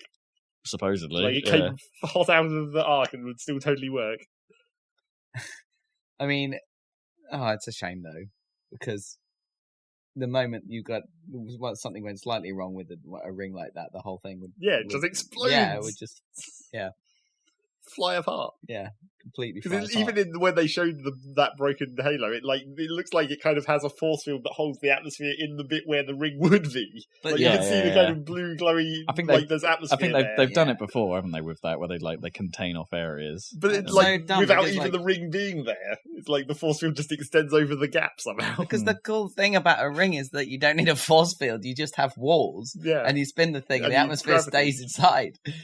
You don't even need anything, right? That's why it's a ring in the first place. None of the Halos have ever been shown us spinning, so Well, yeah, they are. The original Halo spun, and she even talks about upspin as a direction. I guess. And it had a day-night cycle thing where it was partially in the shadow of that planet or something. Yeah. It was all sort of thought out vaguely for the first game, and then they were like, fuck it. Yeah, we don't care. It was the light planets, they're just a weird shape. Somehow. Lame. Well, and then they went even weirder with Halo 4's Dyson Sphere. They do a Dyson Sphere. I guess that's the obvious way to go next. Yeah, I guess. Dyson Spheres are so much bigger than Halo. Yeah, we blew it up, so, Did we blow it up? I don't remember the end of that game. Some sort of nuke goes off, right? That's maybe you fight the dude and then something happens. That was the whole point. You're trying to fire a nuke or something to stop him, and Cortana sacrifices herself, supposedly. I don't remember. That's kind of the thing. I don't remember how you get out of that or anything. Well, she protects you using some kind of Cortana magic.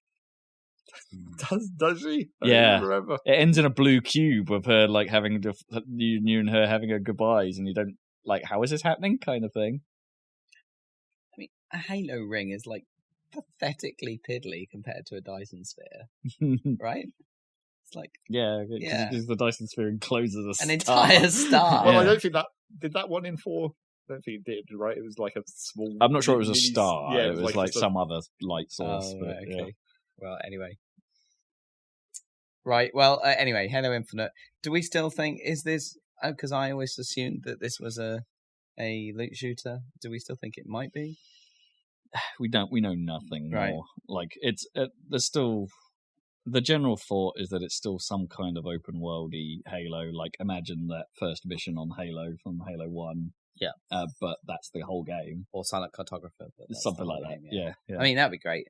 Well, I assume it'd be great. That's what you wanted. Yeah. It was basically what you wanted was that original E3, Macworld demo of Halo. Kinda, yeah. Yeah, that one looked almost open world. Anyway, except Master Chief had a really lame sounding voice at the time. They made him awesome for the game. Then they got a better voice. Yeah. Market research. Yeah. So we got that. And that was the end of the show. They just sort of left it there. As you would with Halo. There was some other stuff happening outside the show that we might as well cover now. The only real thing I've got is that of note is that they've announced an end to the work they're doing on backwards compatibility for 360 and OG Xbox. I think they did mention that in the show. Oh, did they? The last compatibility patch. I think they said that in the show at some point. Yeah, so they're going to stop work on it. And of course, the obvious downside is that means they haven't done Jet Set Radio Future and aren't going to. Sad times. Oh well. They did at some point do Conquer. Yes. So I might try that. But I think they also suggest at some point that they were basically weren't they saying something like there was going to be 4 generations of Xbox on Scarlet because it would they would kind of imply that it would be powerful enough to fucking Well, hard no, emulate they're them going or to. whatever. Well, at the very least, it implies that they're going to keep everything that they've done already. Yeah. Well, just because why not, right? But I think Phil Spencer went on the Giant Bomb Night podcast and said something like it would just be able to, maybe not everything would work perfectly, but most things would work, assuming that they could still get licenses or whatever. Was he not talking about just the bone? No, I think he was talking about the whole next lot. thing. Well, that would be ridiculous. That'd be cool because, like, at the current point in time, only 39 OG Xbox titles work, and 568 360 titles work. But that's nowhere near the full library. No. Nowhere near. So this last batch, like, just in case anyone's interested, it includes all 4 of the original Splinter Cell games that were on OG Xbox. Right. Unreal Championship. Unreal Championship 2. And on the 360, they're the only 2 OG ones of interest, really. And on the 360 side, we've got Asura's Wrath. Prince of Persia was original Xbox as well, I guess, wasn't it? Yeah. Sands of Time. Yeah, that's a good one. Yeah. I mean, rather have a PC. I mean, yeah, we've all got the PC version, so yeah. Asura's Wrath is coming, meaning I could probably pick that up and give us an excuse to play it because it looks mad. Battlefield 2 Modern Combat, the weird one, Fine. with all the body swapping. That's there. Enslaved from Ninja Theory, Unreal Tournament 3, and apparently they're releasing 2 Human for free. Because literally the company that made that doesn't exist any longer, so we can't pay them. I guess, yeah. Helpful. And that was Xbox. Yes. I mean, it's a not amazing show. I mean, it's the best produced show of the lot by a long. Keanu Reeves, so. And Keanu Reeves, but by a long shot. And yeah, the Keanu Reeves moment and the Lego moment were good moments, but not especially given they did almost a console reveal. It's still not that. No, not hugely. Doesn't yet, even though they're expanding Game Pass and how many stuff is on that and all that kind of jazz, it's like still doesn't quite feel like this is the moment for Xbox yet. So, they're banking on Scarlet being that moment at this that's point. Fine. So that's the end of next year. Yeah. Okay, fine. So E3 next year, and I'm pretty sure we said that last year as well. Yeah. E3 next year should be a really good one for. But maybe that's when the other studios they've brought on start being able to deliver. Yeah, show some new stuff. So Bethesda. First point of call. This is the dumbest crowd in the whole bloody show. I think you mean get ready, woo, for the woo Bethesda woo conference woo. Yeah. Is it that they gave them? I heard they gave them tons of drinks. I heard that as well. But I mean, clearly most of the people wooing are just the employees. Right. Yeah, I think there's a lot of either employee wooing or just plants at this point. It feels a lot of it feels so fake. Yeah. And I hope my note says, were they planted or is everyone in this auditorium really dumb? Because half the stuff they're wooing is not woo-worthy. No.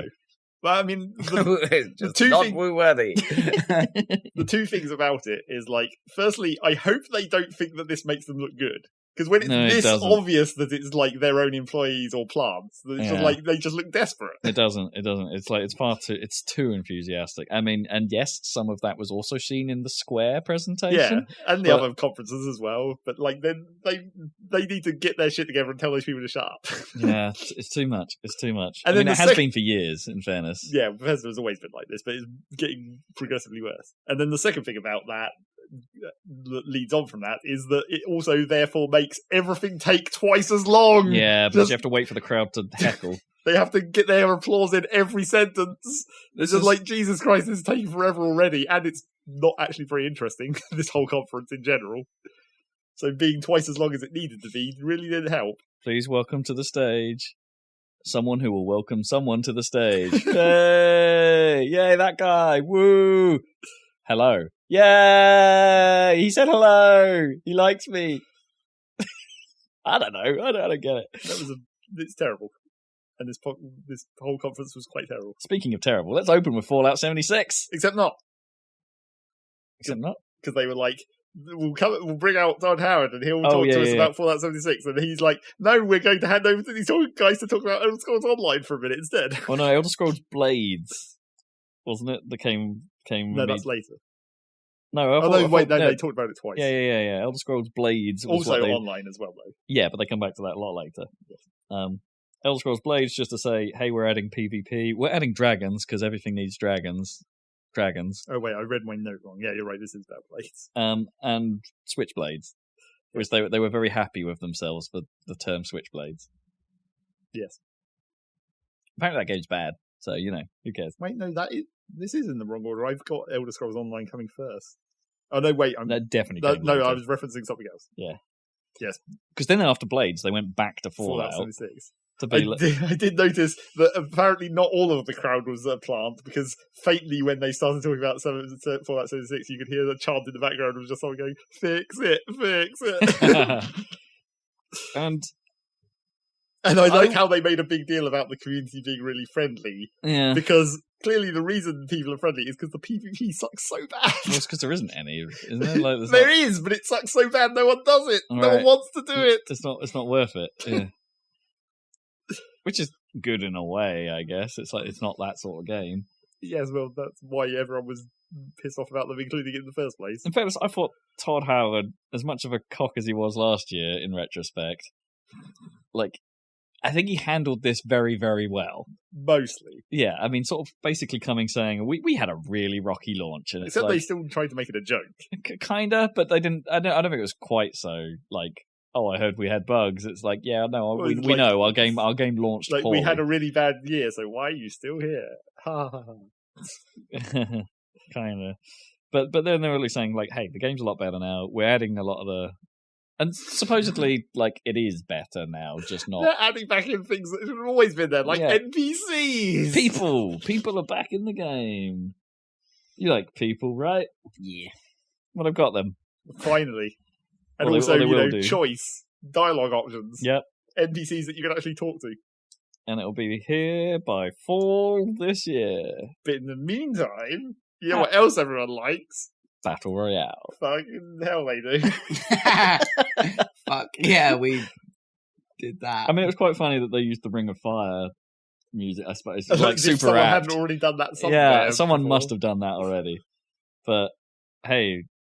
How to make your PvP less bad, I suppose. Make a PvP-focused mode. Except, it will still be in the Fallout 4 engine, which never had good combat to start with. I guess. It's not going to be any more fun just because you're making it a Battle Royale. I thought that was Fallout. What? Yeah. I thought that was Fallout. It was.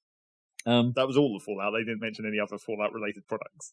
In case you thought there was any other kind of Fallout happening. No Fallout 5. So then we got... Oh, well, we sort of alluded to this last week, I think, that, we were expecting some sort of output from Tango Games. Yep. Tango Gameworks, because, it's been a while since Evil Within 2. It turns out they've been working on a brand new project that actually kind of looks cool. They're working on... Shinji Mikami and his team have been working on something called Ghostwire Tokyo. Oh, yeah, this was the one with the cute... producer lady. Yeah. That was the other moment. It was the Keanu moment, and then this one seems to have gone viral as well. Yeah, people seem to really like. It's spooky. I can't remember her name, unfortunately, but she's unbelievably cool. Yeah, so Japanese. So Japanese. Well, it's trying to speak English. That was the but they did doing do translations. totally fine. Yeah, she did. I mean, it was good enough. Yeah. But that just adds to the effect, I guess. Yeah, exactly. That was great. But I don't know. It kind of looked like Mikami's. The game itself, Ghostwire, looked kind of like Mikami's sort of mind-bending vision, but applied to something that's not so horror-focused. Finally, I don't know. Well, it's hard to know. Spooky. It's hard to know what it is, but yeah, there's not really any idea of how that game even works. But it looked cool. Yeah, it did look cool. They're a bit late on Year of the Bow. I guess. I mean, the Japanophile in me, I suppose, was just this is Japan as hell. I'm in.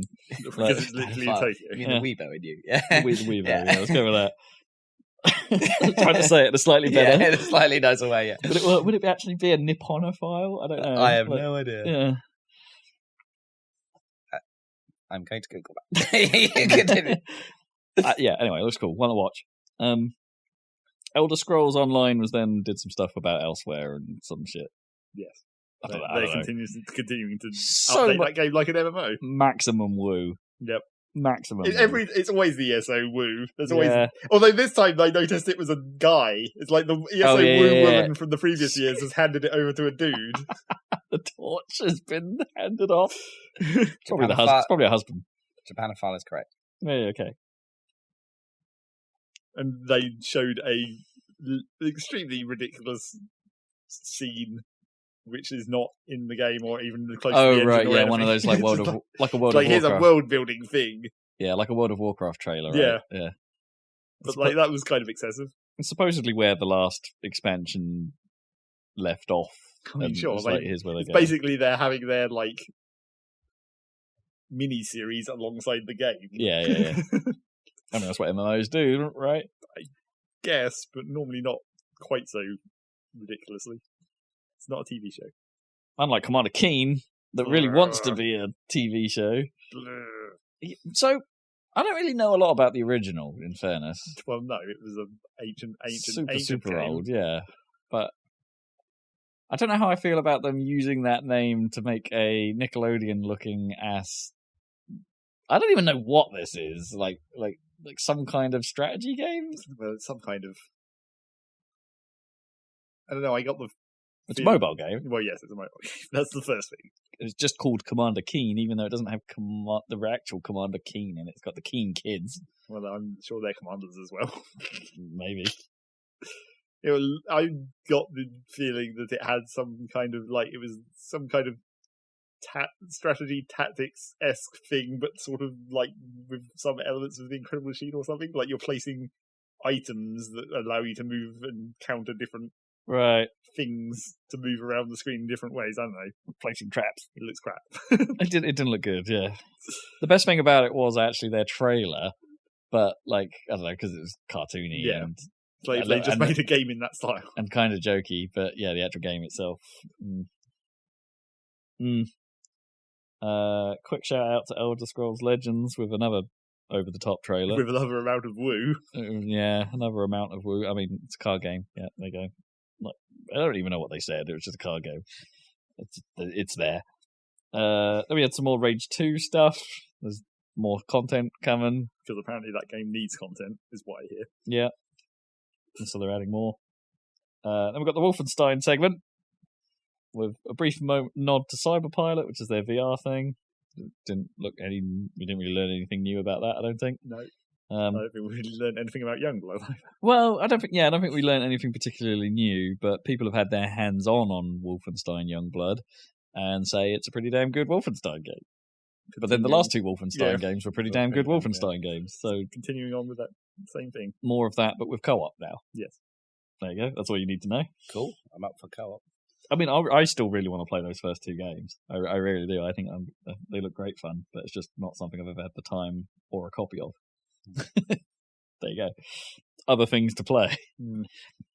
I forget which studio was behind this next thing. Was it Arcane? Yeah. Right, so they're not working on Prey anymore, because that's supposedly on hiatus again. So they've been working on their own thing called Deathloop. Which is like two assassins fighting each other endlessly somehow. Time loop. Some kind of time loop 12 minutes. again. Yeah, 12 minutes. I mean, it was a cool trailer. Yeah. No idea what that game actually is or plays like. Yeah. Is it even a multiplayer thing, or is that just just choose one character to play their story or whatever? Yeah, maybe. Yeah. They said it was. They kind of implied that it would be like what you expect from Arcane. And it's like, okay, what do? They did Prey, and they did that other stealthy thing. What's it called? With the sort of ye old, like Assassin's Creed, but not Assassin's Creed-y sort of thing. I don't know. They did two of them. Well, I don't know. The last one had like they added multiple characters. Oh man, that's gonna bother me. Oh, anyway, bad faces. That's not specific enough. Anyway, yeah. So like, so it's going to have some of our trademark arcadiness about it. But... Oh, it's Dishonored. I That's got there it. eventually. That's it. Yeah, well done. Well done. Them. Yeah, I mean, it's like, I suppose the idea is similar to Deus Ex, kind of like you have different ways to approach the same problem, and then you can do it in. So presumably in this Deathloop game, you'll be setting up different ways to potentially kill each other. Hopefully, There used to be more of that in games. I don't know either. What, the sort of planning aspect? You mean? Or... Yeah, and having different approaches to the same. Oh, I see what you mean. Yeah, yeah. But I guess like every open world game would claim they have that. Yeah. They claim, but it's not. Doesn't. I mean, most of them devolve into I'm going to go in and shoot some stuff. Yeah, I mean, but I could do it from a slightly different angle. The classic devolution is shooting you can sneak or you can stealth, and in practice, it's you sneak until you get spotted, and then you shoot. You can sneak or you can stealth. Or whatever. You can sneak or you can shoot, and so you sneak until you get spotted, and then you shoot. But that is not fun or interesting. Like you need a lot more than that. Yeah. Yeah. Yeah, you need multiple ways to be sneaky, or multiple ways to be loud. Exactly. Or diversionary tactics. Yeah. No game really does diversionary tactics unless it's a set piece. No. That's the thing. And like Deus Ex had the idea to do like diversionary tactics, but the AI was so shit that it didn't work. And I think Far Cry has toyed with that idea as well, but it's never quite like you get the elephant, for instance. Yeah, those are not really diversionary tactics exactly. Yeah, well, they can be, right? Because then you can you can just be like no one will pay attention to you because they're worried about the elephant. Exactly. Yeah, that's less diversionary and more like another loud method. Yeah, but still, that's a good example of something that does work. Yeah, I think. Anyway. So then they went and talked about this thing called Orion from, what is it, their id Tech lab or whatever. So basically everyone needs to get in on streaming, but if you don't have a service to actually make streaming yourself, why don't you invent a middleware that you can sell to other people who want to do streaming? Yeah, so the idea behind Orion is it's kind of a layer that sits supposedly in anyone's game engine, that somehow makes streaming your game's graphics less latent.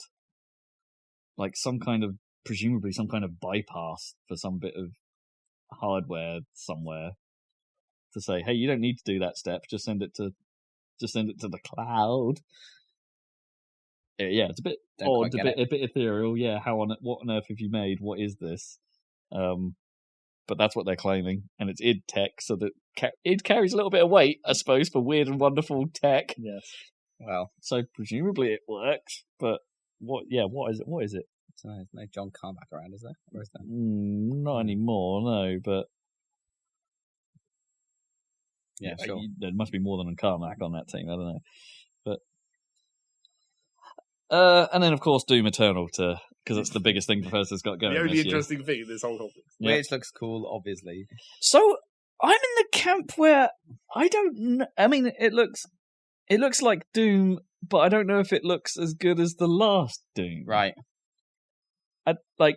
And everyone who says they've got their hands on it says it plays fantastically. So, outside looking in, I'm probably wrong on this.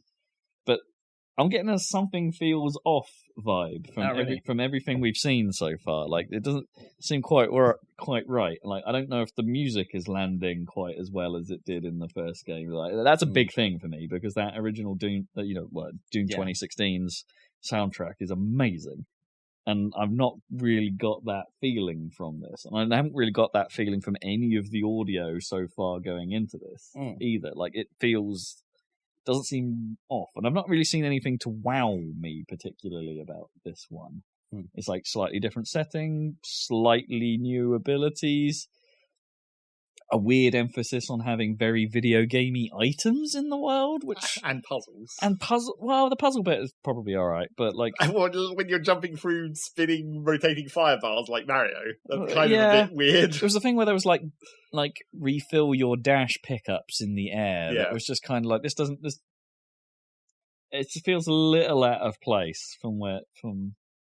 I mean, yeah, okay, every pickup in the game was big and glowy and like, but you could excuse that was a HUD thing.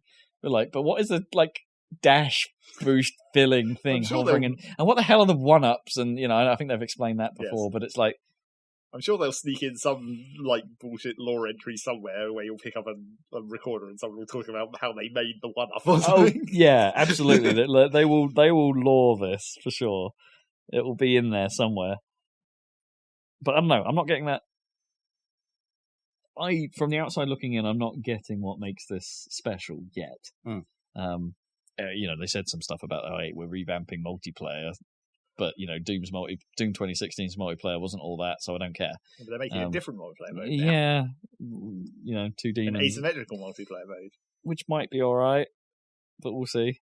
Like that's not what I came to Doom for, because the last one wasn't, or it wouldn't be why I come to it now.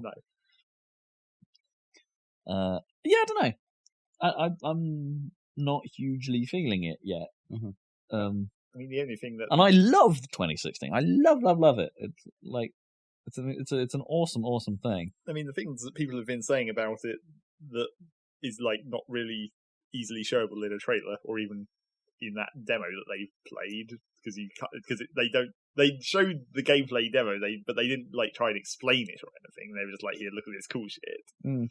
But what the people have been saying about how that mechanically works now, like there's more mechanical depth to it that kind of maybe mixes it up enough to be more interesting. The resource juggling act has been expanded, like significantly, supposedly, and it's like that's the thing about this one.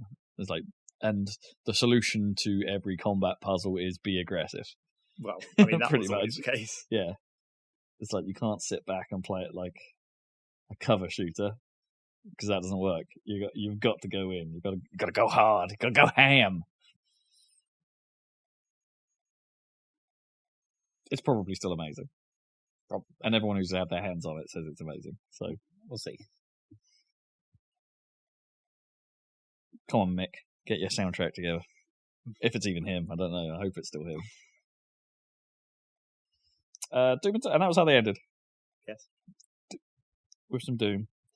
I assume you didn't watch the PC gaming showcase. Right, so I'll very quickly crap through this because there's not a huge amount to talk about. A reasonable amount of games, but Give me headlines. Yeah. What was the least infused crowd I've ever seen? Not surprising. They were like, there was no woos. They were barely clapping anyone that came on stage. It was really awkward. Like, just sort of like, yeah, give it up for this guy. Nope, we refuse. PC Master Race. So they opened with Evil Genius 2. I'd already heard about that before E3. Yeah, and a lot of this I don't think is particularly like exclusive or whatever. Like, I think some of this was. I think the trailer was exclusive. Well, but sure. Like, it's quite old, isn't it? Evil Genius. Well, the original, yeah. Old, yeah. Well old. Not quite as old as Dungeon Keeper 2, but you know, that was the idea. Right, yeah. Because this wasn't gameplay. This was just a trailer. Okay, you're gonna have to help me with the name here. Vampire the Masquerade Bloodlines 2? Sure. Is that it? Yeah. Also had been out a lot before E3. Yeah, we'd known about it. Story trailer out about that. Out in 2020. Starmancer. Strategy-ass pixel arty looking thing. Starmancer. A weird name. About like maintaining a crew on a starship until it all goes bad, and then but it's sort of roguelike-y strategy thing, maybe? Management roguelike? There's been a lot of those. Yeah. Chivalry 2, coming out. How is that still a thing? It's not out yet, apparently. Out in 2020. Mosaic. One of the more interesting looking indie titles, mainly because we don't know what the hell it's about. It's basically some guy. Well, it looked like a scene with everyone being like salaryman, like going to their jobs and black umbrellas up, and then some guy playing at what looked like a clicker on his phone called like Blip Blops or something in the game. And I think it's like supposed to be a parody like of mobile phone usage or something in the one. Anyway, okay, potentially a slice of life indie game. Don't know. You can play Blip-Blops apparently right now. Like they've made a separate thing. Nice. Yeah. It'd be funny if that got more successful than the game. Yeah, maybe. It'd be funny. We then had Midnight Ghost Hunt, which is basically prop hunt with Ghostbusters. I mean, it looked kind of interesting. They've taken the prop hunt formula, but it's asymmetric in that there's 4 Ghostbusters against 1 ghost. The ghost can become objects, but the objects can fight back, so he can run around and escape. But the idea is for the ghost to survive long enough till it hits midnight, and then everything turns around. All the Ghostbusters then become hunted by the ghost, and then they've got to survive. The ghost is basically won if it hits midnight, is the idea. It's the same as Evolve. Yeah, pretty much. As soon as you get to max level or whatever, it's like you've won. Yeah. Unexplored 2. Can't remember anything about it. Mutant Year Zero getting some more content. So I'm a bit confused as to why we've not been more interested in Mutant Year, because it looks like XCOM but with a duck man. Like it kind of looks like it should be our thing.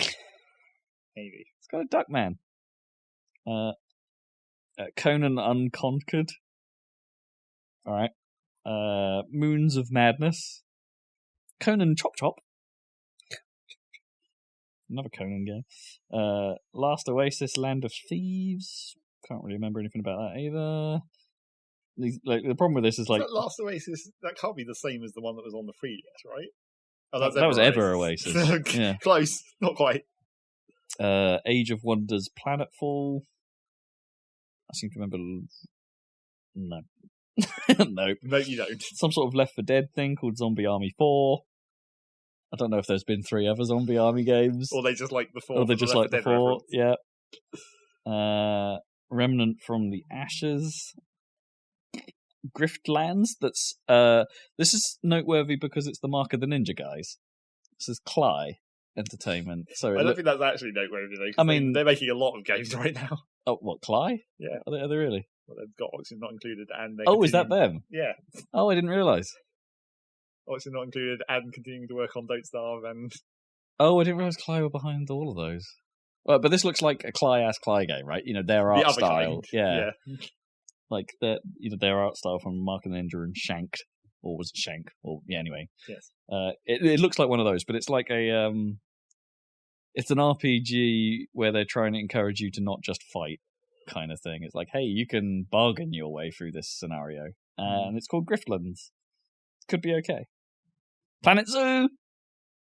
Yep, that's been around. Yep, we've known about November, if you're interested. It'd be nice to have a nice zoo to like, taking a game, but the trouble with that is like how... Is it going to be the same situation as Planet Coaster, where it's just like, you know, it's the same? I think it will Not much advancement in the tech. Pretty much, I think that's guaranteed, yeah. Pretty much. It's no Jurassic World, clearly. I mean, Yu Suzuki then turned up to say Shenmue 3 is coming out November 19th. I mean, it's kind of cool that he was there. I guess. Songs of Conquest. Oh, this actually looked okay. It had a weird song, literally, for its trailer, but it's kind of like pixel art in a 3D environment, a little bit like Octopath. And apparently, it's a sort of management-y, conquest-y sort of thing, but good look to it. Vermintide 2 is getting a versus mode. Looks a bit like Left 4 Dead's versus mode. Yes, it would. That game is basically like Left 4 Dead. Per Aspera, I can't really remember either. Sorry. Ancestors, that monkey game was there. That monkey game. Do you want to be a monkey in the early days? And monkey in the early days, like pre-human monkey. That's what I mean. Okay, the early days, right? Monkey in the early days. Well, this is that. This is Monkey Simulator 2019. Okay. Ape Simulator. So it's like first scene of 2001 Simulator. Kind of, yeah. Out in August. And this one confuses me a little bit because it's like they're putting out a game called Auto Chess, right? Yeah. That I think is not made by the original, but is sort of in collaboration with the original guys that made Dota Auto Chess. Well, Valve are making their own version. Valve are making their own one one as well, but this isn't the Valve one. This is another one that I think is available on mobile already, but is coming to... Auto Chess has got weird. It's always weird. Yeah. Chris Tales was the next game, where it's like an RPG, but apparently all three timelines of it, past, present, and future, are playing out all at once, and supposedly with a sort of split-screeny type thing that you can tear part of the screen off and it become a different timeline whilst you're still in the present timeline and they're interacting across the tear. Kind of interesting, I suppose. Had a reasonably decent look to it. Valfaris, which I played at EGX last year, which is a hard-as-nails 2D run-and-gun. Actually, this one's kind of on my watch list. That was a fun time. Valfaris was good. If you like the heavy metal pixel art, yeah. Borderlands 3 showed up again. Tiny Tina confirmed. She's already in the trailer. Yeah, but they made sure of that. Maneater, which we saw last year, which is the shark game from Coffee Stain Studios. Shark Simulator, basically. Yep, they showed up. It was a pretty good trailer, in fairness. Terraria. Yep. Had some stuff to show. Really? Yeah. They're doing... One more patch, theoretically. Well, no, they're describing this as the penultimate, isn't it? Like Journey's End? Well, they said Journey's End, which I think maybe makes it the last one. And they had technical issues, so the trailer didn't play in full. Well, it wasn't a very interesting trailer, actually. It was just some game. Well, sure. It looked like Terraria. It was also kind of like... It felt kind of too short, and also didn't really do a very good job of showing new stuff. Well, it's hard to necessarily show new stuff in Terraria, exactly. If it's not going to be... Well, I guess the problem is that maybe they didn't necessarily have new... It's a lot of new, items and stuff, but not necessarily new, bosses or enemies. So it's not very easy to show in that aspect. New world generation, though, so, Okay. I'm infused. Right, yeah. I like world generation. It's the important thing. Make it more interesting. So next we have the developers behind Her Story, basically doing that game again, but with a much bigger scope, called Telling Lies.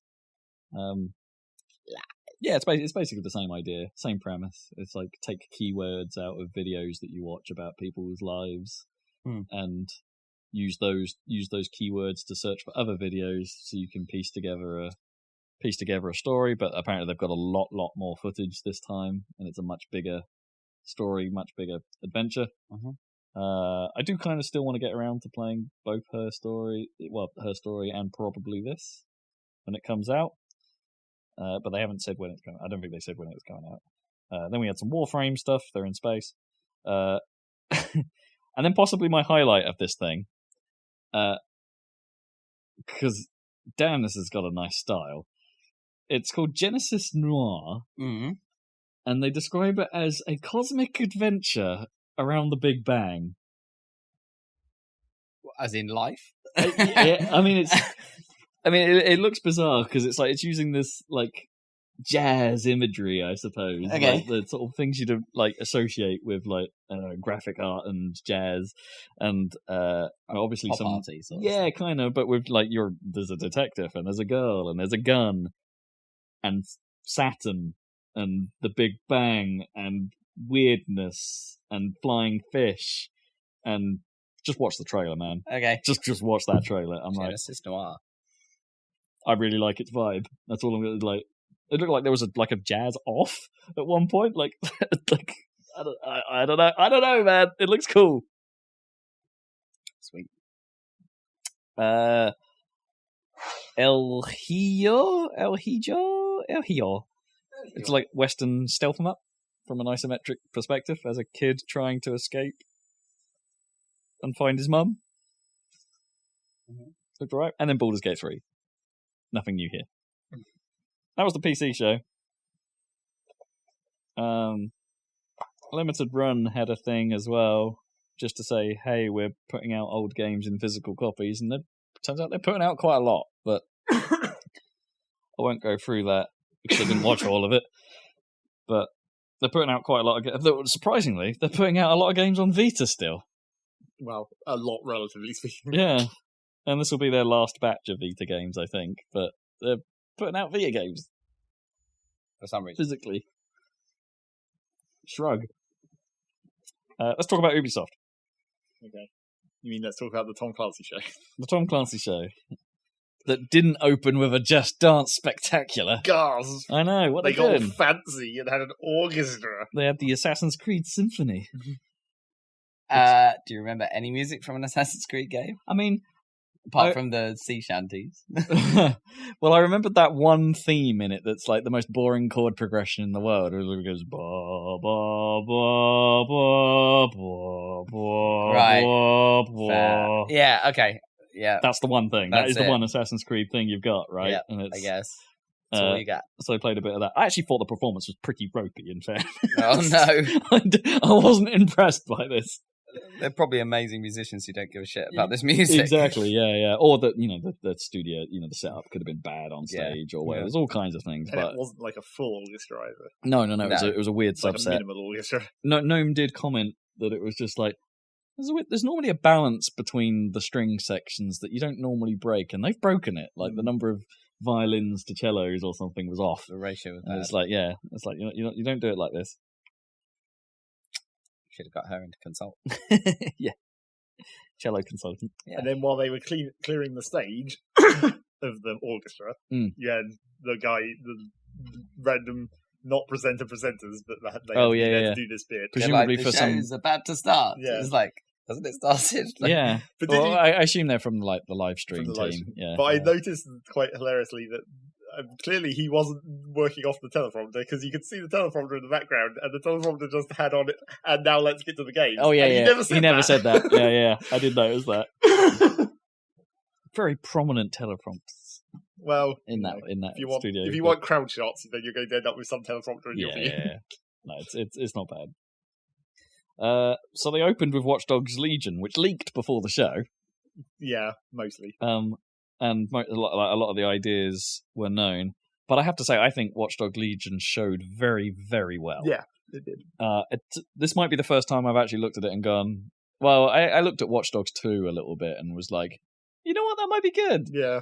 And in fairness, I did say that about Watch Dogs 1 originally, and then I got less hype over time. I don't think it was nearly as much hype for 1, because we kind of were like, okay, it's kind of like a Splinter Cell but not game. I mean, Watch Dogs 1 had the thing where it was, hey, all the graphics they showed early were next gen, so you had the next gen hype. I guess, but we all knew that it wasn't like real. And well, then it turned out to be very not real. Very not real. Yeah, it couldn't live up to that spec at all.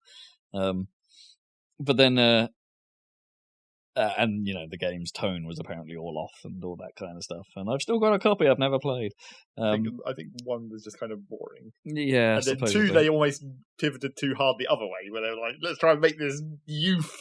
Yeah, try and jazz it up and be all hacking is cool street. and pink and pixely and LED masks. But it made sense to put that in San Francisco. Oh, yeah. It was like, yeah, okay, if you're going for that tone, that's the city to put it in. And it was apparently a much better game as a result. But it still had a bit of a tonal problem with how it handled firearms. Sure. So the leak happened, and we knew it was going to be set in London, which got everyone thinking that Watch Dogs Legion is not going to be gun heavy. They're going to finally go back on that and be like, hey, it's set in England where guns are, somewhat hard to come across.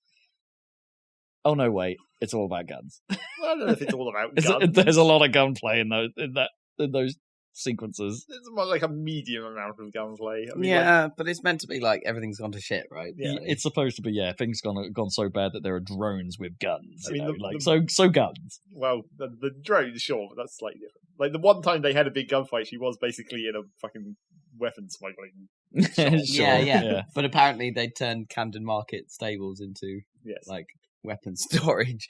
And human storage. Yeah. Oh yeah, and human storage. The stakes feel, in terms of how the guns are used, it feels like the stakes of what the game is about do feel raised from the previous two, right? It's like it feels like, okay, maybe the guns are a bit more justified because of your setting being worse. Maybe. Yeah.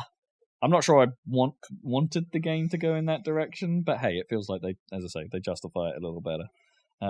But the sort of primary hook this time is that you don't really have a main character. You have a legion of people because supposedly anyone can be turned into or recruited as a resistance member, which is a fascinating idea because of the sheer complexity that must potentially create for the development of this. Apparently not, though. I mean, people have been saying afterwards. I mean, there must be a huge amount of cheats to make this work, right? Yes, Or a huge amount of... of... one main cheat, anyway. And what is that? Well, supposedly they recorded for the dialogue, which is the main thing everyone immediately cottoned onto, would be well difficult. Yeah. Supposedly they recorded like 12 different run-throughs of the script of different people, but then to make it sound like more people, it's just voice modulation. Apparently voice modulation has gotten so good now that you can actually have the same actor talking to themselves and not make it noticeable. Wow. I question that highly. Yes, I know. That's like, but people say it's good. I mean, you could just pitch it down, I suppose, and that might be enough in some cases. Are we getting to that horror story where it's like they made a joke about this earlier this year, like as a right? So Easy Allies have been running this thing where they're like coming up with all the worst game mechanics, like from a frustrating point of view, not just worst. Yeah. But like one of the things they pitched was like, hey, this game will be fully voice acted, but it's all done by one guy. And it's like, oh wait, this actually seems more plausible maybe now. Yeah, yes.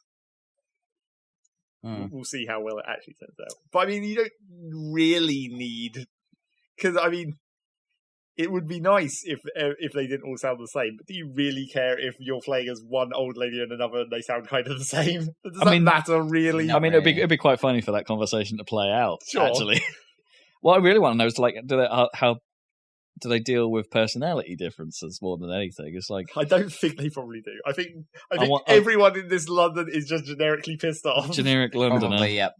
I mean, and this to me might be where this game falls down, right? I want some of those scenarios to play out differently based on my crew.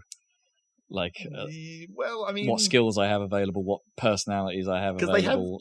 They have their 3 different classes, obviously. The hacker, the brawling guy, and the shooting guy. And so obviously that. Oh, and the sort of assassin lady. No, that's just the shooting guy. They've specifically said 3 classes, and they've shown it in their UI. Okay, but she seemed like not very capable in terms of actually getting around. Well, no, but that's the thing. There must be like a second layer of classes for like age, basically, or athletic ability. Maybe you get a fat dude. Yeah. That'd be cool. I want a team of fat guys. Yeah, exactly. That'd be great. We'll call them the heavies. But so, like, you don't really know at this point how deep those variances are going to be. Because, I mean, you scan people to see their stats, and they have, like, their generic, like, plus 200 damage against drones or whatever. Yeah. And it's just like, is that it? Or is there, like, actually some other skill layer to it that gives you more variance? And presumably I can't just recruit everyone, right? Even though they sort of said that you could. I would assume there's just a random like number limit where it's like, our resistance can only support this many people currently, and maybe that will go up over time as you progress through the story. I mean, was it the first guy he scanned where it had the stat may die randomly? Because he's addicted to adrenaline. Right. I thought that was kind of cool. It may just die. Well, it's like it's basic. I assume that I'm playing as him and just in the middle of that, just, oh. Well, I assume that's kind of funny though. It's kind of funny. I assume that would be balanced by like his other stats being good, so he's like your like elite. You only get to use him once, but he's going to be super awesome for that one mission, and then he'll probably just die. I love how they put up like permadeath in like huge letters for some reason. Whether that's actually in the game or not, it won't be in the game. Trailer. Yeah, but still, it's funny. It's kind of funny. Yeah. The story's probably going to all play out that it's like whoever this. What's the name of the AI? The AI is pulling all the strings, and that's the bad guy, right? Yeah, sure. Or it's not an AI. It's just a guy. Maybe. Well, they have the pig mask dude, who seems to be maybe the closest to a main character you're going to get, because he shows up quite prominently in that second trailer, and the It zoom could into his face. It could just be a look, because that Naomi character showed up in a few as well. Maybe. Yeah. The pig mask seemed important because there's also the graffiti of the pig.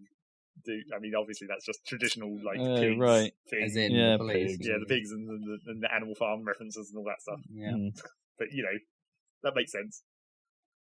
March 26, 2020. I think it looked kind of rad. Yeah. Good aesthetics and intriguing ideas. Yeah, just a really nice look. Typical ridiculous over the top London accents. But I kind of dig the fact that they've doubled down on making this all British, right? Yeah. I think this is this is just the bonus hype that we get from just it being in England. It's like Forza 4. We were just It's in England, man. I want to see what. Well, it's kind of more that there's an intrigue factor, right? To how good a job of that's the specific point that they catch us on. Is you just want to see how they do it. Yeah. How do you represent? And I imagine everyone who lived in San Francisco was like, okay, how decent a representation of San Francisco was Watch Dogs 2? Yeah, London was looking pretty good. Obviously, a big compressed and stuff. As a Londoner, though, it's you see the red London bus, and everyone's like, "Wow, the red London bus." I'm like, "There's only one of them. There should be a street full of them, and they should be going to different places. They all seem to be going to the same place." Should be a billion. There's a lot more buses, because believe me, there's a lot of buses. So Watch Dogs Legion. Then we got that weird Mythic Quest TV show thing that was probably going relatively well right up to the point where they said on Apple TV. Yep, exactly.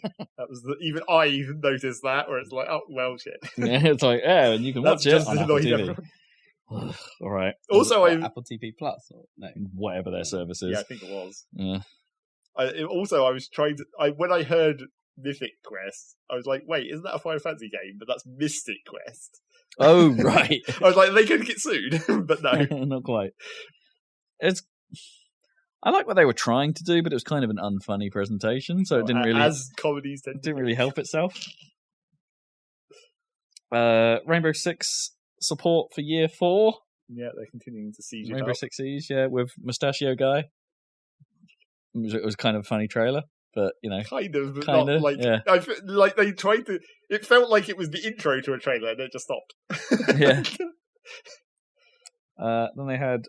I didn't realize that Brawlhalla was a Ubisoft-owned thing. No, neither did I. But so they were saying, "Hey, would you like Adventure Time in your Brawlhalla?" The answer is not really, because those voice actors don't sound as good any longer. No. It was kind of unfunny as well. They were tried so hard. Well, I mean, you have to try and make those Adventure Time jokes that are, recognisable style. But all the writers are gone, and the kid is too old now. Yeah, to voice the character. More Ghost Recon stuff, but hey, Year of the Terminator. The Clancy Hour continues. The Clancy Hour, but yeah, I'm just going to Breakpoint look like as much as we'd seen already, kind of. But now with the Terminator. Yep. Right. They much less specific than the Gears one. The Gears one, it was look at this Terminator model holding a Gears rifle. It's clearly going to be a skin. This one, it's just here's the glowing red eyes of the Terminator sting, and that's all. Yeah. Who knows what that'll be? Yeah, he's in the game somewhere. It's worth pointing out as well that it doesn't come up anywhere in these other press conferences or anything like that. The Terminator is rumoured to be one of the DLC characters for Mortal Kombat 11. I guess that makes sense. Year of the Terminator. This is already getting tedious, this Terminator thing. Year of the Terminator. Don't want to hear it. Year of Luigi is what I want. Definitely want the Year of Luigi. It's always the Year of Luigi. The Year of Luigi never ends. Well, get ready for Nintendo. Yeah, get ready for Nintendo. Because it's Year of Luigi. There's 8 of them. Then there'll be... I can't remember what Elite Squad was about. It's the Mobile Siege. Oh, yeah. It was Ubisoft. Sam Fisher's back in a mobile game. Ubisoft All-Stars in some kind of... What even was that? I don't know. Whatever. It looked bad. Generic tower defense-esque clash of whatever. Then we got the Just Dance bit, where they finally came back. Yeah, hey, we've had 10 years of Just Dance games. And I did kind of appreciate the fact that they were basically parodying the Ghost Recon thing that had just come before. That was kind of nice. That was quite well done. Yeah, that was quite well done. I didn't even think about that until you just said it. Actually, yeah. I see what you did there. Get hype. Apparently. Not really, because it's just It's a Just Dance game, yeah.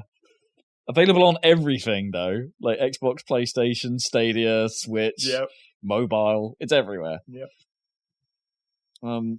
For Honor is getting more content. It's a timed content. A timed event content thing.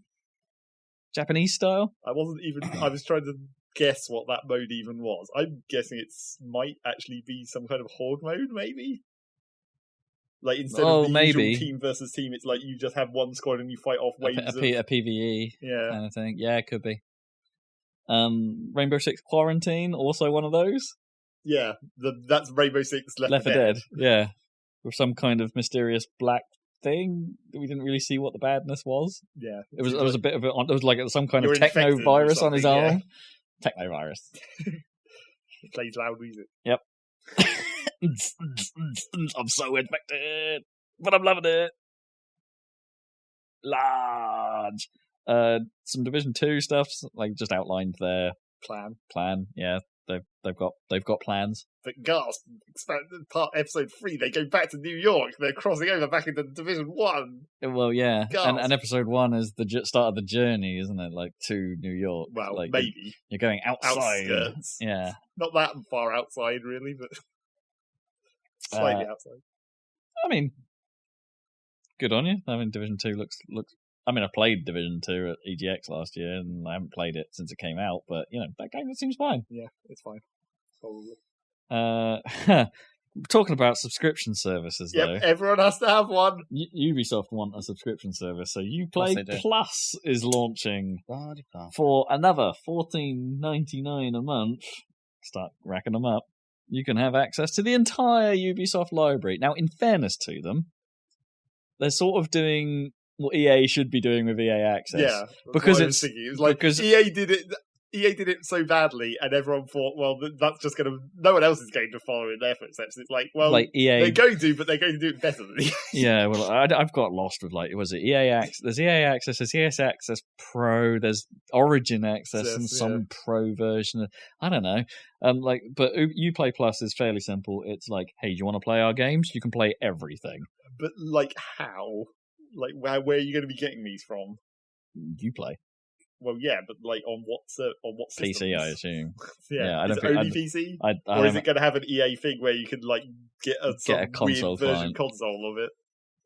I don't know, but I think because they weren't specific, or I don't remember a specific notion that, because it's called Uplay. They did say Stadia though. Oh yeah, they did say Stadia. Yeah. So I mean, at least you could definitely. Wait, but does that mean if I had a Stadia subscription, I don't just get the Uplay games? Probably not. So I have to have Stadia and Uplay in order to play any Ubisoft games. Well, or the Stadia one gives you some subset, maybe just some of the Assassin's Creed. That would make more sense, yeah. And Uplay Plus would grant you access to brand new stuff on Stadia the moment it comes out, unless you buy it outright, which apparently is something you can do on Stadia. You can just buy games and own them without... Own them in massive quotation marks. Yeah, the biggest quotation mark. Then we got the non-leaked look at Roller Champions. It doesn't really show a huge amount about that game. It's a roller derby sports game that actually seems to have a lot in common with, I immediately thought of Death Ball from Jet Set Radio Future. Which you've just been playing Jet Set Radio Future. You got to do... So you have to do a lap before you're allowed to score in the goal, but the more laps you manage to do in one go before you score multiplies how many points you score from the goal. Seems fairly simple, but apparently the way you skate and the mechanics of skating and the forced request a pass team mechanic sounds kind of interesting. So you can't just pass to your team by pressing a button. Your teammate has to actually say, I'm ready for the pass before you can pass to them, which creates fumble opportunities. Oh, cool. And the moment you fumble the ball, then that's when the lap resets or whatever, and you've got to worry about it again. Quick matches, matches are 7 minutes long and stuff like that, so it's designed as a quick get in, get out multiplayer experience. I think it might have legs. Yeah. I was kind of was weird for a moment when I saw on their not in the branding of the game, but in the shots where they're showing the stadium or whatever. They have basically exactly the same logo as Rocket League because it's Roller League. It's like the white with the logo. But I mean, that's just the sports logo. I wonder if that's what the game started out being called, like, as well. Like, they just were rolling with Roller League. And then they're like, oh, that's a bit... But it is just like the generic sport, like the NBA or whatever. They all have their generic, like, stylized logo, and it's just like... Well, yeah, the Major League red and blue split. Yeah. Like... So it's like, it's just that, but it's very similar when it's called Roller League to Rocket League. And it has basically the same kind of logo style. Yeah. And they didn't stop Rocket Arena from having half the name, was it? Well, yeah. Yeah, looked all right. Yeah, it's all right, and the impressions from the show sound like it's decent as well. Obviously, we didn't see any skull and bones because it's like been sort of, for all intents and purposes, it's cancelled. But they didn't stop them from showing a something and something game. The creative team behind Assassin's Creed have gone off on one, it seems, and have come up with Gods and Monsters. It's kind of felt a little bit like, what if Kid Icarus wanted to kill everything? Well, it's basically Assassin's Creed versus mythical creatures. Yeah, kind of. Well, maybe we don't even know. Assassin's Creed versus our podcast. We don't really know anything else about it other than it looked kind of cartoony. Your character looked a little bit like Pit, and there's going to be some things to fight. Yeah. Gods and monsters. Presumably some kind of Assassin's Creed style. Maybe. Third-person action. Maybe. Yeah. Oh, nice to see them add something else new to the mix, you know, because... That's good. No, it's nice that maybe one or more of those teams get to do something else. I remember when Assassin's Creed was like a conscious attempt to create something new, yeah, something new. It's not... In fairness, that's just sort of the way of most publishers at the moment. They're so against doing that stuff. I mean, I did get the feeling, like, with looking at Breakpoint and looking at Legion a little bit, it just... A bit of me was still sat there going, yeah, these are Ubisoft-ass Ubisoft games, aren't they? Like, they're still doing their thing. They're still open-world things, and I'm a bit fatigued by that, but... Yeah. I feel like they need to start making some kind of Rayman thing again, just to balance it out a bit more. Bring back Ubi Art, man! Yeah. That was their one other style thing that they could mix in with the other things and be like, yeah, we're diverse. Rayman Legends is such a fantastic game as well. Like, I'm really surprised we haven't seen any more from that. Or the Rayman brand in general. Not even Rabbids. I mean, we had the Mario thing. I mean, and that supposedly did very well for them. Yeah. And there was no surprise Nintendo crossover this year. No. I mean, they didn't even talk about more Starlink. They need to talk about more Starlink. Starlink with Star Fox? Yeah. Did that second Starlink patch come out? Like the Star Fox content? I don't know what the release date of that was. With Star Wolf. Yeah. The Star Wolf content. Because that is an Ubisoft gig, right? Yeah. Yeah. No, I mean, it must be, because we see it in their press conference all the time. Yeah, I do vaguely remember seeing it. Anyway. Attach those bits of spacecraft to your controller. Yeah. Or not. Or don't. Because you don't have to. So that was the end of Ubisoft. Yep. Okay. Yeah. Relatively well made. Not as cringeworthy as it has been. Well, they didn't have a ridiculous presenter this year. Well... So, I mean, that's 2 years in a row, I guess. Yeah. Maybe I do think they're done with that. Maybe, but I do think it's like slightly... I mean, as awkward as it could be at times, I think it is slightly to their detriment to just follow the formula of you know how you do one of these shows, I suppose. Yeah. Like, but not do it quite as well or quite as big, because it just makes it less memorable overall. Like, hey, Aisha Tyler was a okay presenter, Girlwood and all, but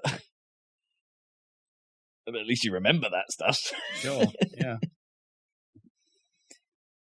And speaking of, you know, just like run-of-the-mill ass presentations, let's go to Square, because that was basically the formula again. Well, I mean, this is more like Square have finally learned how to do this. Yeah, this was their best effort. Yeah, for sure. This was Square's best effort at doing one of these presses. Mostly on the back of the fact that they just straight up opened with Final Fantasy VII Remake. I mean, sure. And basically blew the doors off what this thing is. Well, yeah. So we now know the limits of it.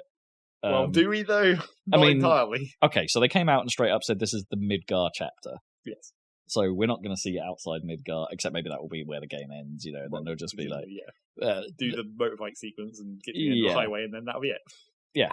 You know, they've said it's going to be big, like bigger than the original game, which like is why they way bigger. Get away with having this be all Midgard. Like, yeah, it's a huge chapter now. Like, it's like they've taken what I've heard. I'm trying to think how best to explain this. It's like they took like the hints of what they were trying to convey with some of the dialogue that was said between characters from FF7, but each one of those is now like a proper conversation rather than just being someone casually saying something to someone else, maybe unprompted.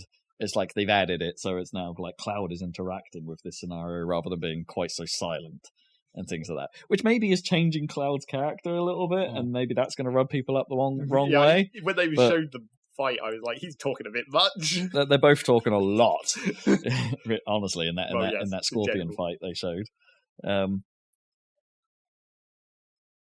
And they also showed us how the combat actually works, more importantly. Yes. And I think they may have finally figured out how to make Final Fantasy in a modern style work by just straight up mixing the two, like both on and off, and making them both necessary. Like, you have to go into tactical mode to do some things, well, unless you use the shortcuts, because they're trying to say, you can play it your way, you can play it more action if you want. But no, if you want to do everything, you need tactical mode. Yeah. Which is like straight up, hey, stop the action, I want to decide what to do, like an RPG. I think it looks cool. Yeah. Honestly, I think the system looks like it's been thought through for once. Well, and it looks like it's hard to tell just from the one boss battle they showed, but they finally extended that boss battle a lot. It has like a lot of, I mean, it's not complicated still because it is only the first boss, but they like extended it out to a hell of a long fight. And with different phases to go through. Well, it might based on what the original attacks of that boss were. But it might also seem like a longer fight. I don't know, if you were playing it like the turn-based style, it probably would have taken as long as it looked anyway. Maybe. I mean, we should go and view the Happy Salad video series where you can see the original Scorpion boss fight. Might even be in the first chapter of the series. Although, but that in that original boss fight, it's like that. The length of that fight is because of you don't do very much damage at that point in the game. No, whereas in this one, it looks like it's intentionally paced to be that long, so it can fit all those different phases in, and make you use the specific mechanics to deal with the boss. Yeah, which might actually be like part of the tutorializing. Well, right? I mean, on the first boss, I'm sure it is. Yeah, I say first boss. I guess that was the first boss, really. Probably. Yeah. Yeah, I mean, it looked super cool. Not just from like a visual standpoint, but from an actual gameplay standpoint, I think. Yes, hopefully it does actually.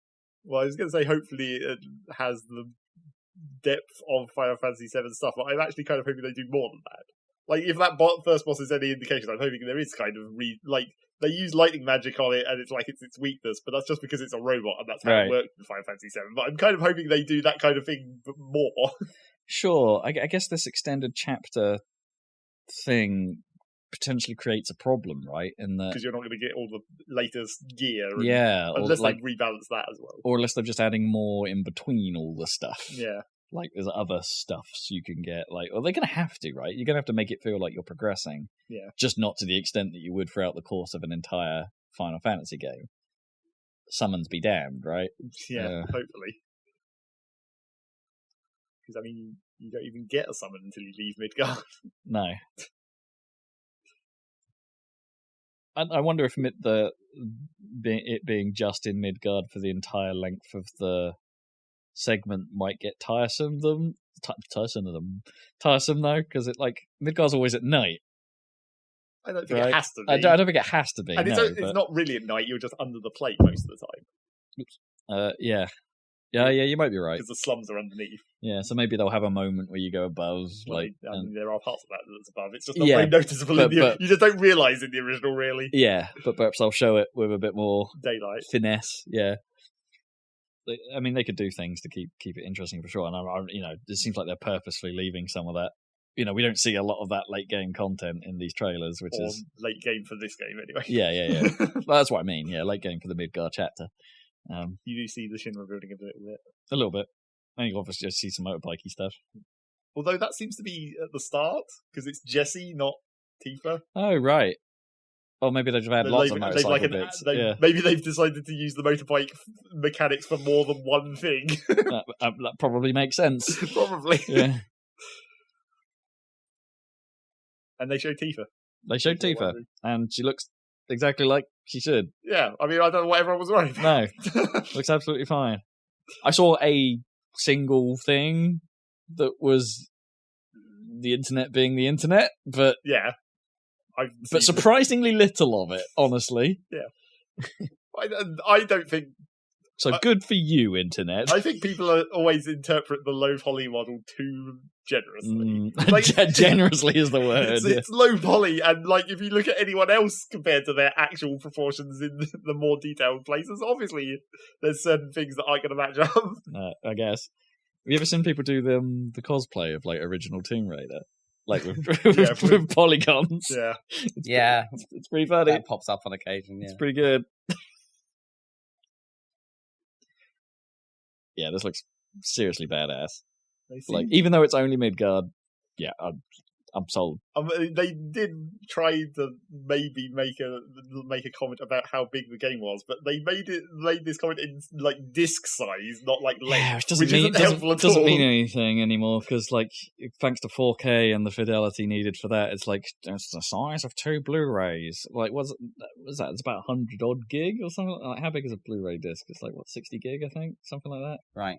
So 120 gigs isn't actually that. I'm sure games have been bigger than that already. Yeah. Like once you've downloaded them. And also, I don't think they didn't phrase it well enough to determine whether because they said it's the size of 2 Blu-rays, but then they kind of implied that the Midgar was 1 Blu-ray and the rest was another. And I was like, what? Did they? It was some weird phrasing that wasn't really explicit about how much of each part was on whether these 2 discs were just for this first thing and then there was going to be more, or whether this was the whole thing split between 2 discs. It wasn't very well phrased, is basically what I'm saying. Red Dead came on 2 discs. Yeah, it did, yeah. So it's not, I mean, if that's an indication of the size of the game, then... Yeah, I guess. Then it's fucking massive. But it won't be. No. I think it'll be... If it's like a 20-hour experience... It'll be good. Probably. Then that's all you need, yes. Right? Don't make it super. But then again, you can play through the entirety of FF7 in like 30 hours. Yeah, exactly. So it's... I mean, that's what we said last time, wasn't it? Yeah. About the episodic structure, where it's just like theoretically they can make 3 10-hour episodes, and that would be as long as the original. Golden Saucer on its own could probably be a whole game. Like if they fill it with stuff. Yes, all the mini games. Yeah, they're back. I mean, it's exciting because it means like this is what we're going to get. Depends on your perspective. It means we're going to get Final Fantasy VII Remake games for a long time. Well, or at least 6 years. Or like, what you reckon it'll be in 3 parts? Yep. And like 3 years apart each game. Yep. That's my estimation. It's a reasonable guess. Because I guess no other area is as large. Single area is as large as Midgard. Oh, well, as detailed. Yeah. It's a very large world. There's not much in it. Yeah, they'll probably have it so you're not in the overworld all the time, right? Or in the other games, you're probably like going to places. Well, I mean, if you add up like the total geometry of like each of the individual small towns into a Midgar-sized clump, and then just sort of ignore the overworld part in between. I guess the overworld is just like a travel sequence. Hey, this means eventually we're gonna have to figure out how that Dawn set works. What they've done with that. Yeah, they still haven't said. They still haven't shown it. They keep showing the sewer, and it's like, yes, that comes after that. They're super intentionally not showing us any of that because they know it's going to be a problem, maybe, or not, or they've just changed it totally and they don't want to show us. Yeah, but that would be why it'd be a problem. You can't change that. It's kind of not super plot important in the grand scheme of the game. Yeah, but nothing that happens in Midgar is super plot important. It's character building. Literally, the only important thing that happens is Sephiroth kills the president, and that happens right at the end. That's it. Then you're just chasing Sephiroth for the whole rest of the game. And there'll be a lot more Sephiroth, supposedly. Well, in flashbacky form. Yeah, like... Or flash mind trick form. They did briefly show that, like, Aeris is seeing ghost vision, like spooky, black, inky things that float around her, and then she touches time and he sees them. It's like, that's slightly new. Yeah. Oh, but that's like a reunion reference, right? Inky Black. I mean, I guess. I mean, I assume that now they're going to have her be slightly more explicit earlier on about her connection to the planet and all that stuff. Presumably. Maybe no one questions it. Yeah, or maybe it's just a thing between them and they don't really talk about it. They're just like, well, that was weird. Moving on. So that's Final Fantasy VII. Out 3rd of March 2020. We've got a release date and everything. Yep. For the first one. Not this year. Another not this year game. Well, I don't think we thought this one was going to be this year, did we? Is the back end of 2019 looking pretty light? No. Oh, okay. There's a lot of stuff coming out in November and September. Okay. Then we got a frankly bizarre Life is Strange 2 trailer. Oh, you skipped over a whole bunch of stuff. Did I? Wait. Oh, no, you're right. I don't think I did. There's the Life. I know it's pretty good this year, man. Yeah, for a change. Yeah. Wasn't that weird, though? I mean, it's a reaction trailer to the stuff we already know about. It's like, it's not any new content in that. Like, it's not like a trailer for... Because they've only put out Life is Strange 2 Chapter 1, Sure. right? And Chapter 2 is horrendously delayed. Yeah. But it's not... And this trailer was nothing to do with Chapter 2. It was just sort of like, hey, Life is Strange 2's about, guys. Yeah, but it's not like the other press conferences haven't had trailers for things that are already out. Or just about to come out. But they then say that there's something new coming, and they're like, this has none of that. It's like, yeah, it's just weird. I don't know. I thought, and the reactions part of it was like super strange as well. Yeah, I mean, and actually, that trailer is actually fairly spoilery. Sure. So it's like, it's just, it's a weird choice. It's a weird choice. I was, for maybe the first time ever in one of these press conferences, I recognise one of those people. Like, it's legit. I know who that is. It's not just random people. But, oh, right, one of the streamers. One of the streamers. Okay, fair enough. You hear that thing about Dr. Disrespect? Maybe. He got banned from Twitch for filming in the bathrooms at E3. Well, that is quite disrespectful. Which is totally against their terms of service. Which part of those? Well, it's implied. Like it's not strictly written that, like, hey, you shouldn't film a bathroom, but hey, people are taking a slash in the background, Well, okay, if there's things happening, and it's not just in a bathroom, where they film it from him just barging into a bathroom. It's like, and it's like there's clearly people there, okay. And then he does a bit inside a stall, where there's probably people either side of him having a dump. It's like it's pretty funny in that respect, but yeah. But too much disrespect. No, yeah. Anyway. Crystal Chronicles got a brief look, and I'm like, okay, it's supposedly a remaster, isn't it? But yes. like, apart from voice work, everything is identical, right? Well, it doesn't look any different. It's high resolution. Yeah, but there's no texture work there, really. Well, maybe. Maybe the characters like, do no look animation, kind of no facial animation work or anything. No, like, but do you need that in Crystal Chronicles 3? It would have been nice. This was basically to say, hey, it's coming out on everything, including phones somehow. Yeah, which I suppose is a great way of solving the problem of everyone having a screen. You're assuming that then it's going to be and phones. Like if you that everyone can link together. Have a second screen on your phone. That'd be cool. Yeah, I mean, I kind of assume that's the point. I don't think it is. I think you're just going to play the game on your phone like you would on a Switch. Maybe. But the whole point is the multiplayer in this. Like, would it... No, I suppose it could... It's internet. Online. Yeah. Match made. Maybe. But then you could, like, just start a lobby on your PlayStation and then join it with your phone. I'm not sure. Someone will still be playing on the PlayStation, though. It's not like you'll be able to run a room on your main system. It's not going to be like a server. Oh, no. Like, so they're not having all the... Yeah, maybe not the individual screen thing exactly from the original. Like, it would be reworked in some way. Yeah, I assume it's just going to be a menu. Oh, but if you're all playing on your own screen like that, maybe it would work that way. I don't know. Like, just one of them could act like the game host and still give everyone a screen. I think we discussed this the first time they announced this, where it's like, theoretically, there are ways you could have the old school style, everyone has their own screen and it's just a UI, and then you play on a separate main screen, but I'm not sure that's going to happen. I don't think you're going to have a separate main screen. I think everyone's screen could be their screen, but there's just not a central screen, if you see what I mean. Yeah, but that's just how it works on the internet, isn't it? Yeah. You're not going to have the option to have a second screen. No, but if you needed to pull up the menu, it would just be your screen. Yeah. Yeah, which is fine. But Which would that's work in this case. not going to be how the original game No, worked, exactly. no. I don't think they're going to go that way. Like, I don't think they. From the start, it looked like it didn't look like they were going to go that Still way. haven't ever shown the UI though. No, they haven't. So we just don't know. No. Just a brief reminder that Octopath is out on PC. Yep, already before that Before that, even happened. yep. And Octopath Traveler is out on PC. Get it on Steam. Of all the remasters, I'm not sure I expected the last Remnant remastered. Yeah, that's a thing. It didn't look like much was being done to it, but hey, Shadow Drop on Switch. Yeah. Shadow Drop. Cyberpunk. Dragon Quest Builders 2. Get extremely enthusiastic if you're that announcer. Oh yeah, he was pretty hyped, wasn't he? Yeah. I don't know. Some people really like Builders, so you know. I mean, it's Dragon Quest Minecraft. There's reasons to like that, I guess. Yep. Then a little bit of is it 12 or 11?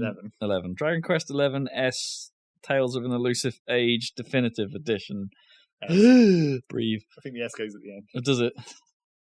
So Dragon Quest 11 Tales of an Elusive Age Definitive Edition S. Yeah. They won't stop showing that. They won't, no, because it's not out yet.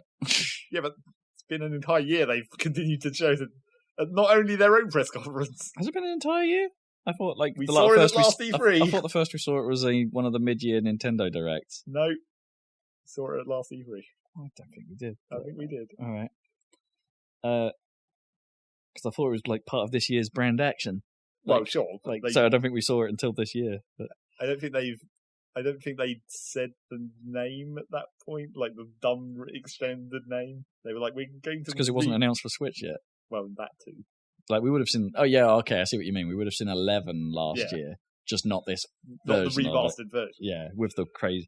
I still think the 16-bit mode is kind of genius, though, that they've done the entire game in 16-bit mode. If you want, yeah, that's kind of cool. That's really neat. Circuit Superstars. It's like, hey, let's do this very serious moment about, hey, we really like the realism you can have about driving games nowadays. You can go everything you want. But what if we did it as a top-down racer instead? But we did a serious racing game as top-down. Yeah. What if we made Death Rally without all the death? Yeah. Sort of interesting, I suppose. Yeah. Battalion 1944. Some people say that game's not completely terrible. I mean, it looks like it shoots fine. Yeah. I mean, it's like an old-school Battlefield game. It's Battle. Yeah, it's like the original Battlefield, basically. They've gone for that. I guess assuming that Battlefield can't be Battlefield anymore, will be Battlefield. Yeah. Sure. What, like 1942 style? Yeah, but infantry focused. It didn't show any vehicle stuff. Oh, but that's the fun stuff I do is that you could drive an aircraft carrier into an island. I guess it's more. But Berlin was clearly the best. Yeah. Okay. Fair. Yeah.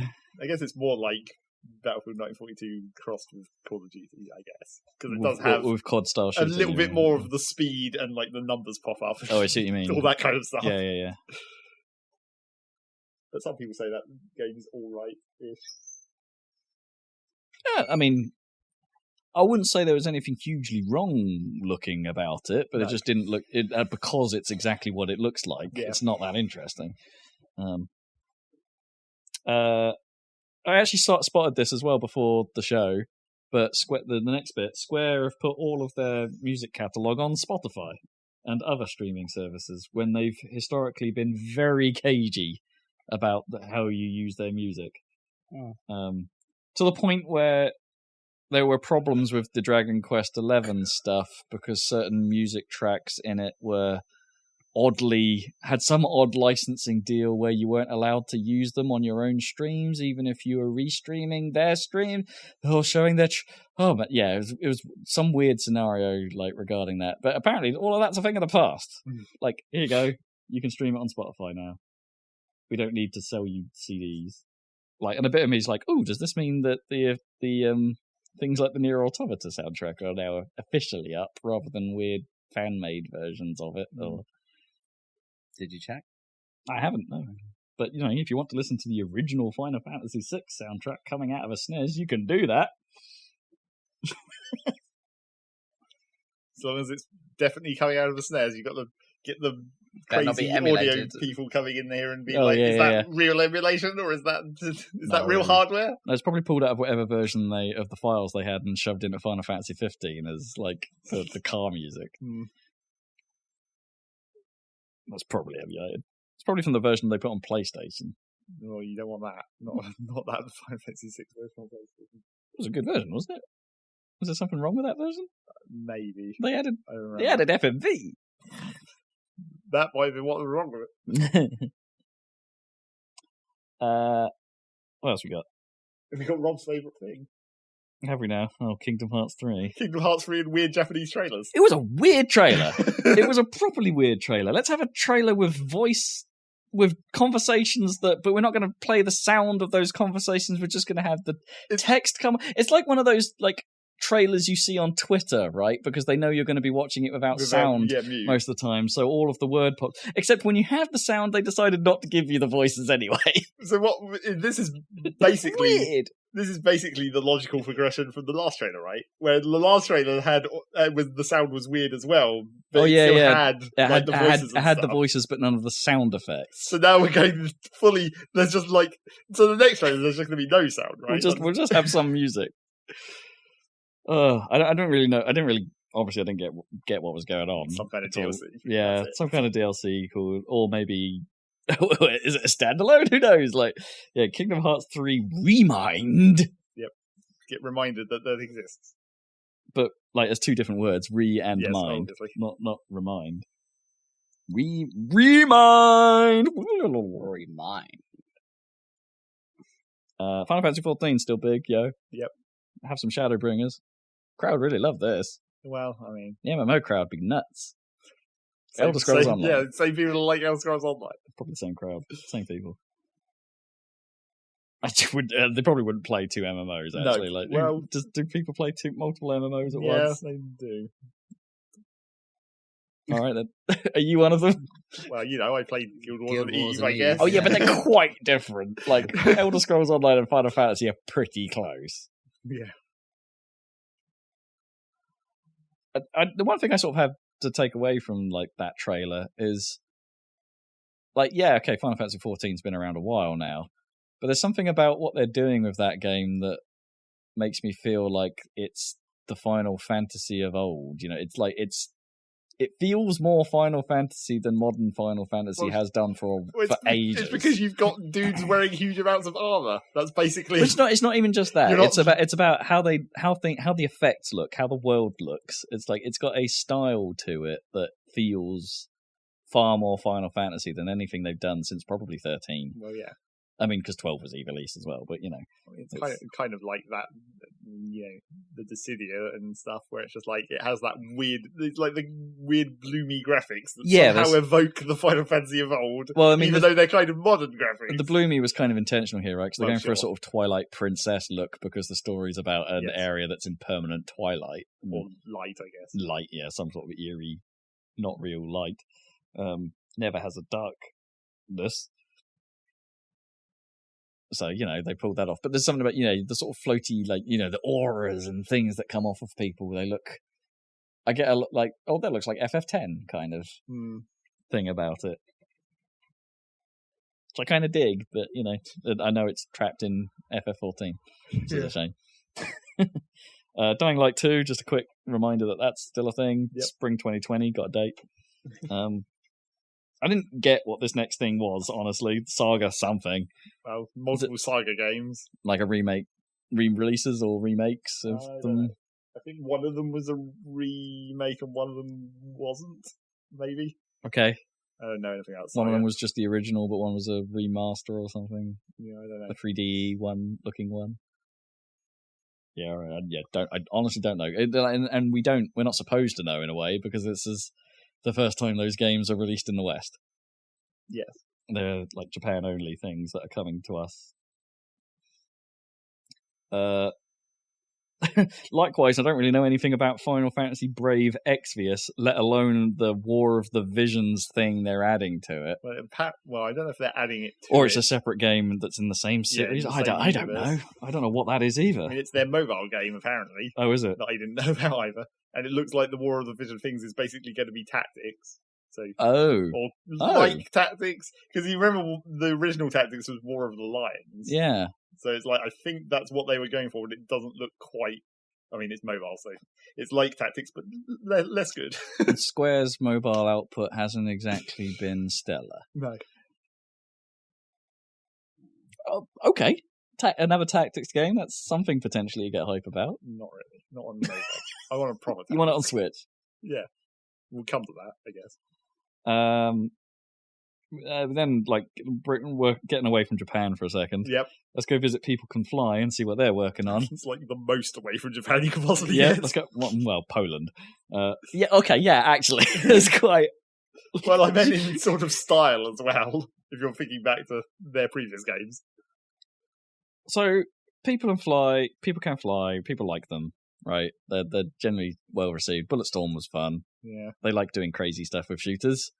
This has looked about as non-crazy as you can get and generic, and it's got some magic maybe and some demons. It didn't show any gameplay or anything, so you don't know what it's actually going to do. Some kind of co-op shooter, that's all we know, and it looked very brown and kind of, I don't know, it just looked like a nothing. It's a bad reveal. It's a bad reveal. I don't know. They tried. There's some amount of they were attempting to be show stuff that you don't know what it is in a trailer fashion, where it's like, what's this huge monster? What's this huge monster? What's going on in this world? I mean, and yeah, you but run around and shoot stuff. That gives me nothing to latch onto. Well, no, but that's what these kind of trailers are like. But it doesn't make me hype.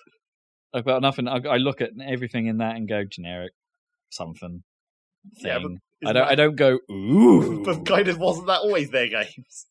If you'd seen the trailer for Bulletstorm early on, would you have been hyped about that? Gravity Boot, man. It's like that was their thing. Shown that in the trailer? Yes, right from the start they showed Gravity Boot. That was kind of that game's whole thing. Yeah, about that. Yeah, and the Gravity Boot and the whip thing. The whip thing, yeah. Yeah, that was and kill with skill. I guess back then trailers were just gameplay. There's not fancy.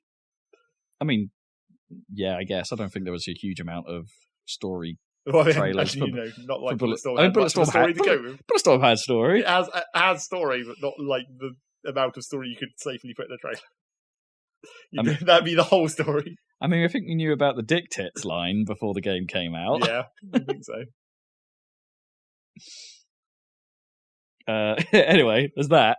Onanaki, which we've seen before, still looks like Onanaki. Yeah, still might come out. Action RPG, still might come out. From, was it Tokyo RPG Factory? Yep. Those guys. And then they made a big deal of hey, Final Fantasy VIII remastered. Yep, people want it. I mean, let's dial it back a little bit. When they say remastered about their Final Fantasy games, they mean up-res. Well, they mean functional on a modern system. Yeah, because they sort of already did that with FF8. And not that long ago. They re-released it as functional, but it's all the original assets. Whereas what they've done this time, there's a slight improvement to the video quality. How many goddamn remasters? I know, loads, because it's Final Fantasy, but 8's a good one. No, I just mean in general in E3, anyway. Yeah, quite a lot.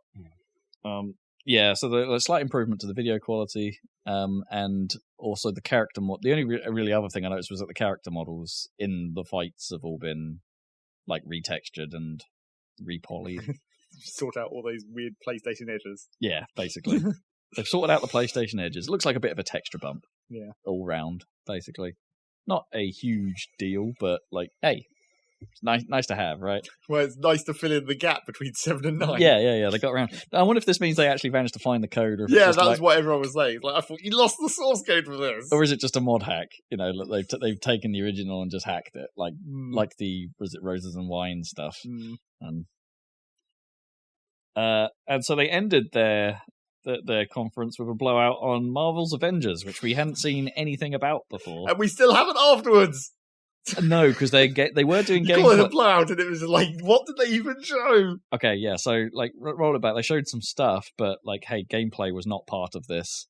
There was maybe like Maybe. a second of Iron Man flying in a forwards in the camera direction kind of Yeah, way, yeah, but yeah. you're like, And- oh, that was that gameplay? And maybe some of the Hulk a tiny bit, and maybe some of the Captain America stuff they showed, maybe a tiny bit was gameplay. But anyway, like it's. They did do behind the scenes gameplay demos. They've just not made those public. Yes. So people have played that. And there's a better idea of what that actually is, but it's a very small demo, apparently. But Very what quick. they showed in this press conference was terrible. Did an incredibly bad job of even telling you what the fuck that game even is. I mean, okay, yeah, they did a fairly bad job of telling you what it is, although it's like it's a character action game. Right? Well, I mean, that's what you would assume, Yeah. and that's what it turns out to be. But they definitely never even said that. No, well, I mean, character action's a weird term. Yeah, but they never Like, even not said everyone like uses that to third explain that. person or. I mean, I No. guess they said you play as them. Yeah, they said That they was definitely about said what they they play said. as them, and that's it. And they set up the storyline and their takes on the characters and their looks on the characters. Because we can't afford to pay people.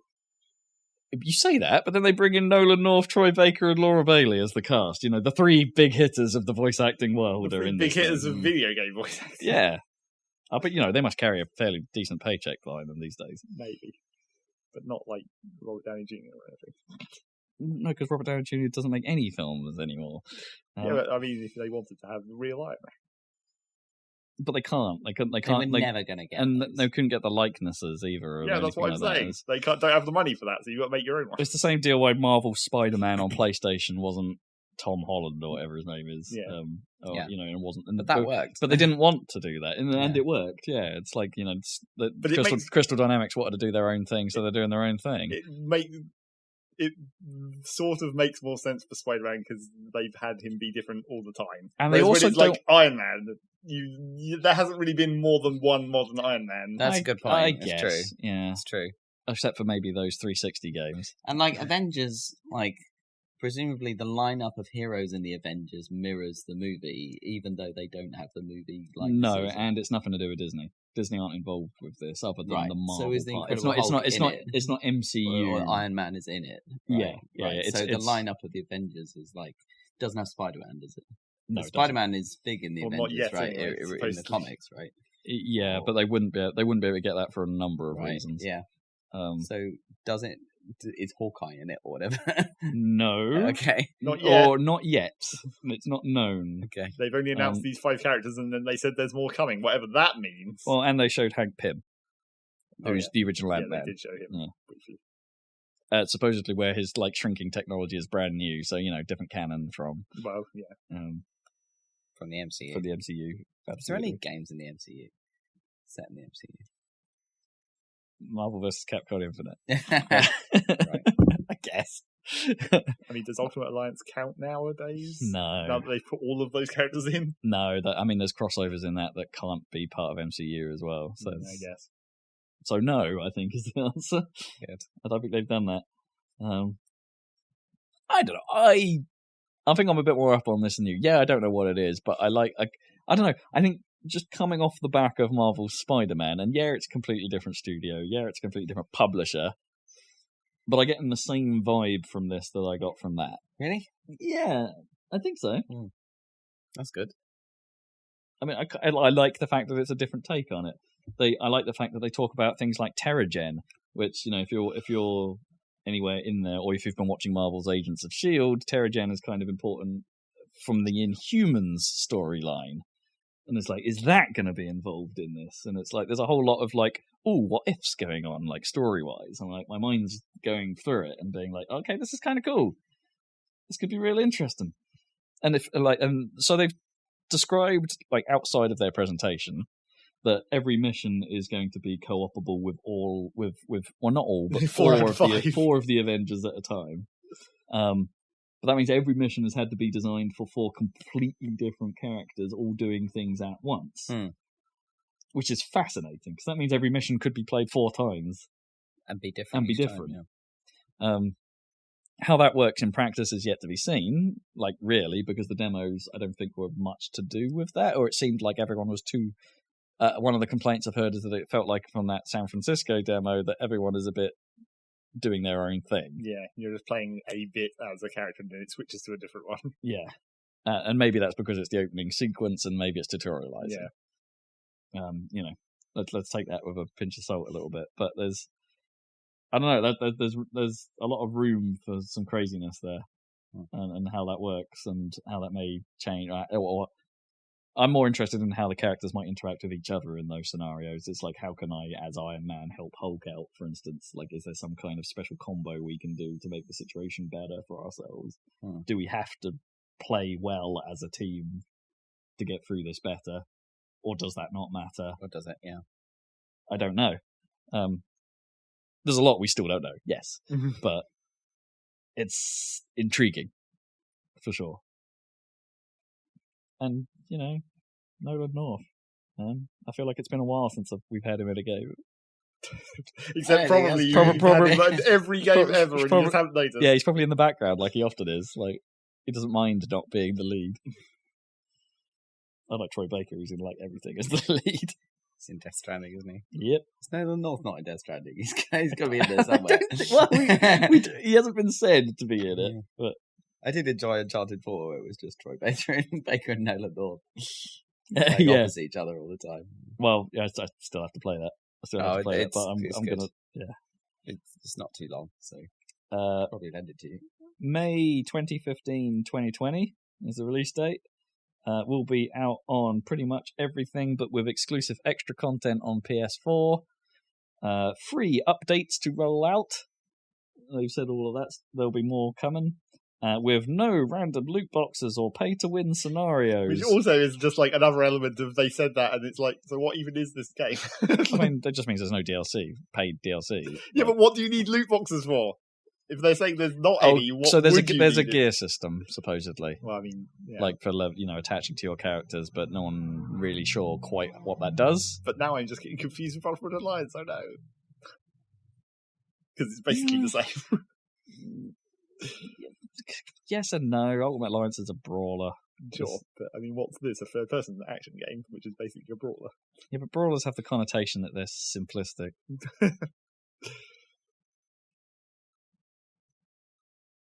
And Taskmaster's probably is the bad guy. Or a bad guy. An initial bad guy. The initial bad guy, I guess. Or the bad guy that supposedly causes the pretty much entire destruction of San Francisco. As you do. Blow up the Golden Gate Bridge again. I mean, you have to. It's the rule. It's a new canon. They're allowed to do it once. Presumably they won't rebuild it afterwards. Man, I just had a flashback to the start of Vanquish, where they boil the sea under the Golden Gate Bridge. Yeah, I was just like, was that Vanquish or was that yet another thing that does that exact same thing? I think that was they literally boil. No, that was the start of that fucking movie. It's at the start of the core, isn't it? Where the magnetic fields fuck up the Golden Gate Bridge and it boils the ocean as well. Oh, that might be actually. Yeah. I think it's in both. I'm sure I've seen that before somewhere else. Yeah, I think you're right. Call's a bad film. Yeah. Nintendo. Smash Bros! New character alert. We should probably talk about both of them at this point, even though one happens right at the start and one happens right at the end. You reckon? Well, just get it out of the way. All right, let's get it out of the way. Smash Bros is getting probably 5 new characters in total? Right, four that are probably echoes, right? I think they're skins. I don't think they're echoes. Right. So the amazingly named The Hero, which is why there's these skins from Dragon Quest XI, is being added to the game as far as I can tell, a somewhat boring sword and shield user. Well, he's basically like Robin, swords and magic. Yeah. Presumably with some quirks. Well, it looks like you have some kind of command menu / MP system. Oh yeah, I saw that. That looks so you get nuts. like generic magic, like Robin's like projectile fire and all that stuff, and then you get like the special, which I would guess would be a Downy. Yeah, maybe. Yeah, and maybe, but that means there's a menu to navigate, and characters that have that are like. Sure, but it's just like even Shulk's radial thing. It's just like sucks. A single skip down the line, and it doesn't. Then you don't know how that's triggered necessarily. Like, can you choose which one, or does it go in order, maybe, or something like that? They could have done that with Joker as well, in fairness. Well, yeah. But they didn't. But, I'm pretty sure, so what, like, I don't know anything about Dragon Quest, obviously, but what it appears to be is, like, my guess of why they're skins is because those are the other Dragon Quest games' main characters, which is why it's the hero. That's why he's got the generic name, because it's the main character of those games, they don't really have a name because it's you or whatever. You name that character usually in Dragon Quest. Right. So it's the hero, and that's why there's different versions of it from different Dragon Quest games. Is that where the other... Yeah, the other three. Looks, because I've only ever seen Dragon Quest XI hero look like the purple guy. Yeah, the Luminary is what he's called in that game. So it's Right. like, that's why it's the hero, I think. Oh, and not the Luminary. Yeah, not the Luminary specifically. Because it's just the generic Dragon Quest hero from any Dragon Quest game, or at least those 4 specific ones. I also thought that your entire party might be called Luminaries in the They might in be, 11, possibly. so that wouldn't necessarily work. But I think he is the Luminary specifically. Okay. But yeah. I mean, sort of expected with S on the horizon, right? That, and all the leaks pretty much said that. Well, it wasn't the specific Dragon Quest character that was in the leaks, but it was a Dragon Quest character. Yeah, makes perfect sense. Can't really complain too much. Did they show the stage? Yeah. I can't remember it. You wouldn't recognise it though. That was No, the thing. I guess They not. briefly showed the background with the flying whale thing in the tree. Oh yeah, was it like hyper stylized to look like I Dragon don't think Quest? it was hyper stylized, but it was quite well stylized. yeah, in the Dragon Questy style. Yeah, that's cool. Yeah, and the other one, inevitable or not, like this could have swung 2 ways, I suppose, thanks to Microsoft and Ninty being fairly pally these days. Yeah. It could have either been Minecraft Steve. Well, don't come out. It can still happen. It could still happen, but for well, not for now because it's miles away. Yeah. We're getting Banjo-Kazooie. Yay! The one everyone wanted. The one everyone wanted. I like their fake out. I mean, Well, it's the same fake out they did for K. Rool. Yes, it's the Yeah. same trailer, but Still. I mean, yeah, it was nice. redo the joke. Yep, why not? No one will be fooled this time, No. even though it was really obviously a joke the first time. So no one was really fooled the first time either. Yeah. As soon as you've used the likeness and shadow, it's like, oh well, they have to use it now. Yeah. It's damn cool. Yeah, he just looked like a good character. Yeah. He looks properly. Yeah, he looks fun. His animations look cool. They've used all the old sound effects, which is nice. Yeah. They've. The one thing I'll like. Okay, yeah, they've used the iconic bit of stage, right? But it's probably a really dull stage. Like, how's that going to look like? It's just a mountain, Well, right? it looks like it might change though, Oh, that's even worse. because it rotates, and also like sometimes there's the rope bridge over to the Gruntilda's layer or whatever. Yeah. So maybe it changes during the match or whatever. Yeah.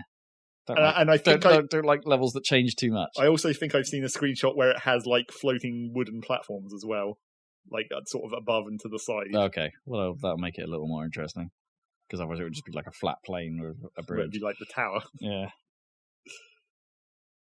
without the roof. Yeah. Still, that's awesome.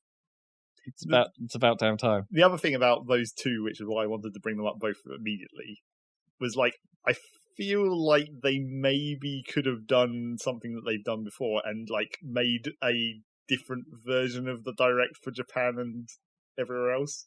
Because like the hype kind of got killed by the Dragon Quest guy, unless you were from Japan, in which case that was the most hype one, and then Banjo was less hype. Oh, what, you reckon they swapped the order? No, I think they could have, or they should have, but they didn't. Ah, right. I think they could have swapped the order and had Banjo be first in the Western version of this Direct. Because it wouldn't have really broken the flow anywhere else apart from Dragon Quest being immediately afterwards, but that's not really that relevant. Right, so did Banjo not do well in Japan then? Is that the Banjo did implication? okay in Japan, but they're way more enthusiastic about the Dragon Quest. Oh, sure. It's basically equivalent in terms of, like, people have been asking for this forever.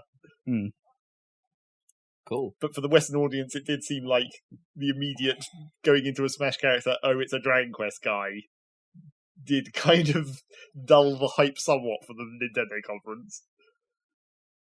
I think they probably could have got away with swapping those two around. Yeah, maybe. Be the fake out, like, I guess they wanted the Dragon Quest stuff to roll together. Yeah, but that would have been the one thing that might have been slightly awkward about But yeah, they could have easily swapped it. I think for us at least, the Banjo is the hype. Yeah. So it's like, yeah. Even though I've never played those games, but it's still a character I recognise and he looks good. I've only ever played the first one, and it's good. So, It was good at the time. I mean, I played it again. To go back to. I played it as part of Rare Replay, didn't I? Not that Oh, not that long ago, and it's okay. Yeah, it doesn't. It has some old sensibilities that are a bit tedious in the modern age, but it's still pretty good. Yeah. Yes. Then they actually did Dragon Quest again. Yep. Nothing to say there. Nothing new. Luigi's Mansion 3. Or Gooigi. Yep, Luigi's Mansion. Gooigi. Okay, how are we feeling about that? Because we knew about this already, and they showed a little more detail about how co-op works. And I'm vaguely annoyed about the plunger. Why? Because before, all you'd do is suck stuff up, and it would do the thing you do. This is a different. They've added oh hey, now you got to plunge stuff as well. And it's that's mildly annoying. That's an extra step. Well, sure, but it's still essentially the same as sucking stuff up. Yeah, they could have just made it a super powerful vacuum thing that can pick stuff up. Well, I've got to suck it and then see that it doesn't work and then plunge it instead. Well, but the plunger did seem to have some highlighting on things it could shoot at, so maybe it's not going to be super obscure. I mean, it's a Nintendo game. I'm sure it's not going to be too difficult to work out what you have to do. Whoever thought Luigi's Mansion would get to a third entry? I never thought it would get a second. I know. And it did. And this is Switch, right? And I still haven't played Dark Moon, which I really should. No, I'm sure you do still have I think I might still have your copy, yeah. Probably. Is everything Switch now? Yes. For Nintendo? Yep. So there's no DS anymore? I don't think they announced a single thing. No. Well, not in this press conference, but in general. I think I've heard anything outside. I think 3DS has now officially been sort of left behind. Cool. Or at least they've not said anything about it for a long time now. I think Detective Pikachu might have been the last thing. But yeah, Luigi's Mansion, I mean, it's a shame that the multiplayer is still the same, weird endless skyscraper thing. I feel like they maybe could have done something more with that. Oh, was that how the second one worked as well? Oh, okay. Yeah, maybe it could have been a little more, but it's... What else do you do with Luigi's Mansion? It's got to be a mansion-y, it's got to be a building. Mansion-y. But this is a hotel. It's not a mansion at all. That's enough. You can turn hotels from mansions. Yeah, I guess. And now not just Mario gets kidnapped, everyone gets kidnapped. Yeah. Mario is missing. And that fucking ghost dog from Luigi's Mansion 2 is still here, apparently. Oh, yeah. However that works. They're friends. I mean, I guess that's now canonically Luigi just has a ghost dog. That's just his pet. Yeah. Procedurally generated co-op levels. In that tower, though, presumably. What do you mean in that tower? In the multiplayer tower. It's not the part. The co-op part of the game is just in the regular mansion, so it'll be set puzzles and everything. Oh, I'm not even sure about that. They made it sound like it would be different every time. I think they were talking about the tower at that point. Yeah, but that's different. No. I don't know. Maybe it's hard to know. But they made it sound like it's hey, the layout or what you'll be doing in this area. Well, I can see the layout being different every time. If it's in the classic shuffle the rooms around kind of way. What if it's co-op? It's they wouldn't really want it to be puzzles necessarily, would you? Because it's they're going to get old, so you need to.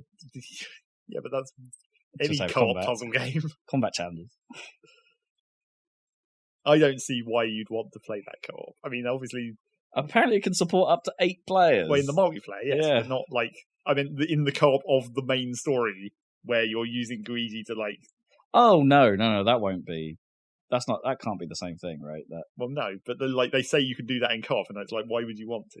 Because Luigi is just a fancy way to push a switch, really. I mean, you could do some of the fights with 2 people. Sure, one, and you could maybe do some of those kind of puzzles faster because you're not having to switch backwards and forwards between the two games. Position. I mean, any kind of nod to co-op is nice, I guess. But also, you suck him back up, and then second player is gone. Bye. He doesn't have anything to do for a while. I don't want you to play anymore. He stands in the water and disintegrates. Luigi. So when are we getting a Luigi skin for Smash? Eventually. Never. There's no way they're going to do that. Luigi. Although he does have that vacuum cleaner in Smash. Yeah, it's just a skin. It's the fact it's the easiest skin in the world. It's it's a texture. It's not even a bit more fancy than a texture. It's just a pixel, where you make it shiny. Yeah, it's a pixel shader of some kind to make it semi-transparent. Luigi. The Dark Crystal Tactics looks like a tactics. It looks like a weak ass tactic. I mean, yeah. Do you know about the Dark Crystal thing? Jim Henson's the Dark Crystal. Yeah, I don't remember it's that. a Netflix thing apparently. Well, the original is really old, right? Is it? I think so. I think the Netflix thing is because it's Netflix and they do this. They They reimagined remade it. the original thing Right. again. Oh, all right. So they're making a tactics game out of some. Okay. Out of some Jim Henson puppets. Yep.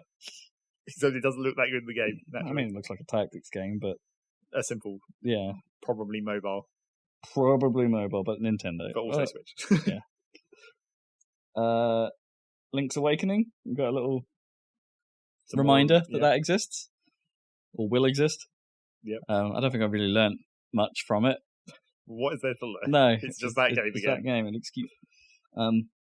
Apparently, some hands-on impressions peg it as surprisingly framey in Yeah. places. Apparently, it doesn't run that well yet. Yeah, Hopefully, they will fix that. yeah, let's hope. But if preview still on Switch as they're to go by, they won't. Well, maybe they tried to fix Breath Well, yeah, they made it better. Yeah. I heard since I last played it, but But then they did show that one new thing: make a weird dungeon out of parts. yeah, the dungeon part thing. It just made me think, all right, but why? Yeah, Like, exactly. is this like a way to grind for some reason to get more stuff? Well, Like, you get they show in that thing you get a fairy bottle which didn't exist in the original game. So maybe they're like using that as a way to like put in a few bonus items that weren't in the original game but might change the game slightly. I think someone said there was another item, but I don't remember what it was. But yeah, the fairy bowl didn't really exist originally. So the fact that they can... oh, right. Okay, I guess I didn't know that, so it just seemed like, it's a fairy ball. What's yeah, the big deal? exactly. Unless you knew about that game, you would know that that's maybe slightly different. Gotcha. Alright, well, moving on. Trials of Mana? Is that a new, Mana game, or is it an old Mana game? I don't know. Yeah, who knows? Secrets of Mana, isn't it? It's a mana Secret game. of a Mana. That's the same as like the Tales of Arise or whatever that trail. Tales of Arise is a Tales game. It's not a Yeah, mana that's what I game. mean. It's a mana game and a Tales game. It's the same idea. They used one word and then changed all the other ones. Yeah, okay. Because that led into Collection of Mana. Yep. Which is the other three. People were excited about that because one of those had never come out in the West. Oh, is it one of those? Okay. Yes, the third one, I believe. Mother 3. Yep, basically. Well, another 3. The Witcher 3, against kind of all odds, is coming out on Switch. Yep. It's kind of amazing that they've put the effort in to make that work. That's cool. Apparently, it's kind of ugly. Well, of course. But and it runs so handheld. Apparently, you're getting 540p out of it, and docked you're getting 720 just kind of thing. And it's a bit framey. But hey, it's The Witcher 3 on Switch. They did it. The Switcher 3, am I And it's- right? The Switcher 3, and it's the complete edition at that. So it's Yeah. all the DLC and everything. So it's Nice. So the file size should be huge, except it won't be because it's also got much less graphics. much less Much graphics. less texture density to Yeah. fit in that space. So a rough version, but a version. That you can play on the go. Fire Emblem 3 Houses Sakura time. No, because I don't care about that one, No? as we previously discussed. Still no. Still didn't do anything. Well, they completely failed to show any game, even Yep. less so this there was time. no gameplay. Literally zero. There was nothing. July 26th, if you're interested. They're really hyping that up on the story, and the last one didn't exactly have the greatest story ever.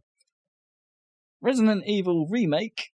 The first the Resident Evil 1 Well, remake, specifically. Well, but they already had that. It's already Now out, on Switch? out as part of that pack with Zero and the other one. On Switch? Yeah, I think so. Oh, alright. I didn't think that would come out. But this yet, was just a lead up to Resident Evil 5 and 6 being the two that you really care about. probably the ones that are least revered in the series. Yeah.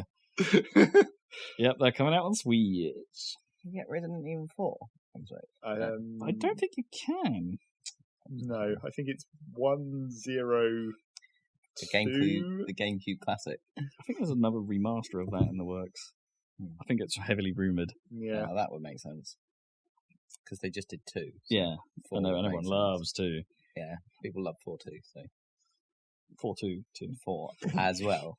as 2. Additionally, 13 Yeah. 4 2 2. capture. Travis Touchdown is returning in a proper No More Heroes game. Travis Touchdown will return for real this time. Yeah, not that somewhat poopy, whatever that game was called. Yeah, don't remember. No More Heroes 3 comes out 2020. Okay. I don't really have any reverence for the first 2, other than they kind of looked cool at the time on the Wii. Yes. But, the ugliest game of E3 award goes to Contra Rogue Core. Good God, this looks bad. Well, it looks like a weak attempt at 3D in Contra in the classic style that they tried to do before on like PS1. I mean, not only that, but it looks like they haven't even done a decent job at like just making a game. It's like it looks grungy and pixely and brown and bad textures. And they did a lot of awful. close-ups that you're never going to see because it's not that kind of game. But it still looked awful at a distance. It's like, no, just no. It's Contra Konami. Yeah. That explains a lot. The Contra Collection is also coming out, like the old Contra games. Yes, the pixely ones. The good ones. The hard ones. Yeah. The sometimes good ones. And that was your time for a friendly reminder that Demon S Machina still hasn't come out. But it's going to now. But it will do at some point this with year. a date. I had a date. I didn't write it down, No. but yeah. Because the demo kind of put me off that thing. I was trying to work out whether it looked any better in that footage. I mean, it didn't. I thought it looked better up until they showed there was some combat scenes at the end of that video that looked framey. And I was like, oh, have you sorted your frame rate issues out? Fantastic. That was kind of one of my biggest problems. Nope. And then we had a very familiar horn for me. Very familiar horn. Very familiar horn, yeah. You mean the physical body part or the sound effect? Because both. Oh yeah, I guess actually, yeah, true. I meant the instrument, but you're right, yeah. So the sort of Panzer Dragoon remake. Hell yeah! I mean, we knew this was coming, but okay, it's coming out at the end of this year on the Switch. What? Who's making that? Sega. Yeah. Like as in Sega. Sega. It's a remake ass remake of the original Panzer Dragoon. Frick. Yeah. I'm not 100% sure it was Sega actually. No, I mean it's some studio doing it for I don't Sega. Yeah. When they showed the logos at the end, I'm not sure I saw the Sega one because I would have recognised the blueness. I mean, Sega has to be involved, How did it look? It's their property. How did it look? I mean, it looked good, but like the bit that struck me immediately was just like, oh, they are changing some of the style a little bit, because the Saturn really couldn't push any style. It didn't really look like anything Panzer Dragoon. So the opening of Panzer with the pillars. If you played Auto, right, and you unlocked the original as part of Auto. It's barely playable. Yeah, it's like super low frame rate and all that. I mean, it works. It's fine. Yeah. But like the opening areas basically just looks like open sea with a few pillars in it. Yeah. And so they showed a little tiny bit of that opening section, but there's now quite a lot of land and stuff around you. So they're making some style decisions here and there. I mean, which probably isn't going to be a bad thing. It looked like Panzer Dragoon. Sweet. That dragon looked a hell of a lot like the dragon. It's like, get hyped, man. That's cool. I like Panzer Dragoon. I will be playing that for sure. It's also winter this year. Well, actually, they just said winter, and also Switch is a great. So it could be January. Great platform for Panzer as well. Yeah, good idea. They can implement motion typing lots. I mean, they haven't necessarily said that it's just on the Switch. No. So it might come out on other platforms. Yeah, but I mean, it seems like a natural fit. Well, yeah, why not? Cool. Why not? Panzer Dragoon! I want to shoot things. Let's hope this does well so we can get more. Dragon of Doom. Yeah, boy. Friendly Pokemon reminder. Yes, they didn't need to go into it because, as we talked about earlier, they had a Pokemon direct. They basically kind of said, "Oh, you should probably watch the direct if you haven't." Like, they did reveal the water gym, I guess. Oh yeah. So now we know 2 out of the. Well, that was how I know that all the gyms look the same. Yeah. Astral Chain is coming out real soon. August 30th. Real soon. Yeah, and that everyone seems pretty hype about that. I think some people have played it, and I need to go read the impressions. Okay. But hey, yeah, a platinum game coming out real soon on the Switch, and only the Switch. Notable omission: no Bayonetta 3. Yep, still not talking about that somehow. No. Empire of Sin, gangster game By John Romero. I know. What? Yeah, Romero Games. Is he still in the industry? Yeah. How did he not get kicked out? I don't know if you can kick people out. No, but or like die of shame, like Peter Molyneux style. Well, Peter Molyneux kicked himself out. Yeah. Yeah, that's what I mean. Anyway, I mean, does look like gangster management. Gangster XCOM. Yeah. Supposedly, it's like half XCOM and half. I'm not even sure what you'd call the other half. Some kind of over game. Yeah, strategy overworld thing. Syndicate. Yeah, maybe a bit like Syndicate. Looked alright. I mean, they didn't really show anything of it. But what we saw looked alright. Yeah. Ultimate Alliance 3. The Marvel game that you definitely know what's happening in. I don't know. I mean, it looked like every other time they've shown that game. Yep. Wasn't there some sort of like, oh, hey, we've got more X-Men or something? Oh, no, there's some more X-Men franchises coming Fantastic into this. Four, and another one I don't remember. Knights. Oh, yeah, Knights. Marvel Knights, and I don't know anything about Marvel Knights. Fucking Knights. Fucking Knights. Cadence of Hyrule, which is already out. And we can talk about that because I played it.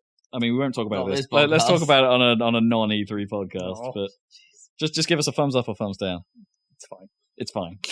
It's supposed to be good, isn't so it? That's a hovering middle thumb. Well, there's things to talk about, but it's good enough for you to buy. Oh, okay, that's it. Okay. Recommended. Yeah, that counts as a thumbs up from I guess. On a Happy Salad 2-point scale. Mario and Sonic at the Olympic Games is of course coming back because the Olympics is next year. Great. Yeah, and those games continue to look the same as they always have. And they're supposedly not one of them is supposedly super bad. Yeah, they're supposed to be okay party games. I mean, I would have guessed that the official Olympics game oh yeah, for like London might have been better. Well, maybe than the Sonic one, because that one did look like competent. Track and field. And beat the shit out of Peach. Yeah, there was a bit of that. Tails beat the shit out of Peach, specifically. Yeah, he did. And Mario riding a real horse, oh no. Oh, as opposed to the Lon or whatever, or not Lon. Well, or any not real horse. Yeah. Just imagine Eggman riding that horse. It looked pretty funny. Really just imagine Eggman doing any of these sports. You see him several times in that trailer. It's like, this is weird still. Is there like rock climbing or something? Yeah, there's rock climbing. I want to see Big the Cat do that. What if is he in those? I don't know. You don't see him in that trailer anywhere, so I assume not. They probably showed all the characters.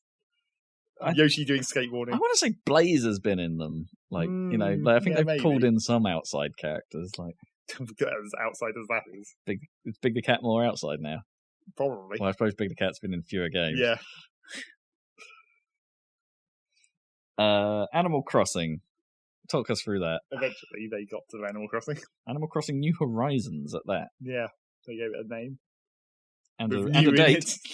And a date. March 2020. Yeah, not this year. March 2020 is looking busy. Well, yeah, again. But that's the end of fiscal, so that's why. Oh, okay. Yeah.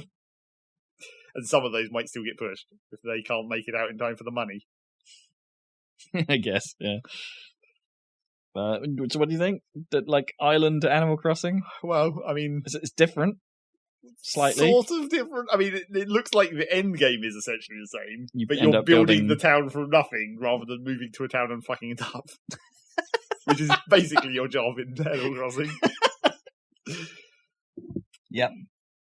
Be a bad mayor. But yeah, I mean, a nightmare. I'm sort of okay with the concept of crafting, assuming that it goes places. Like if it's quite deep, right?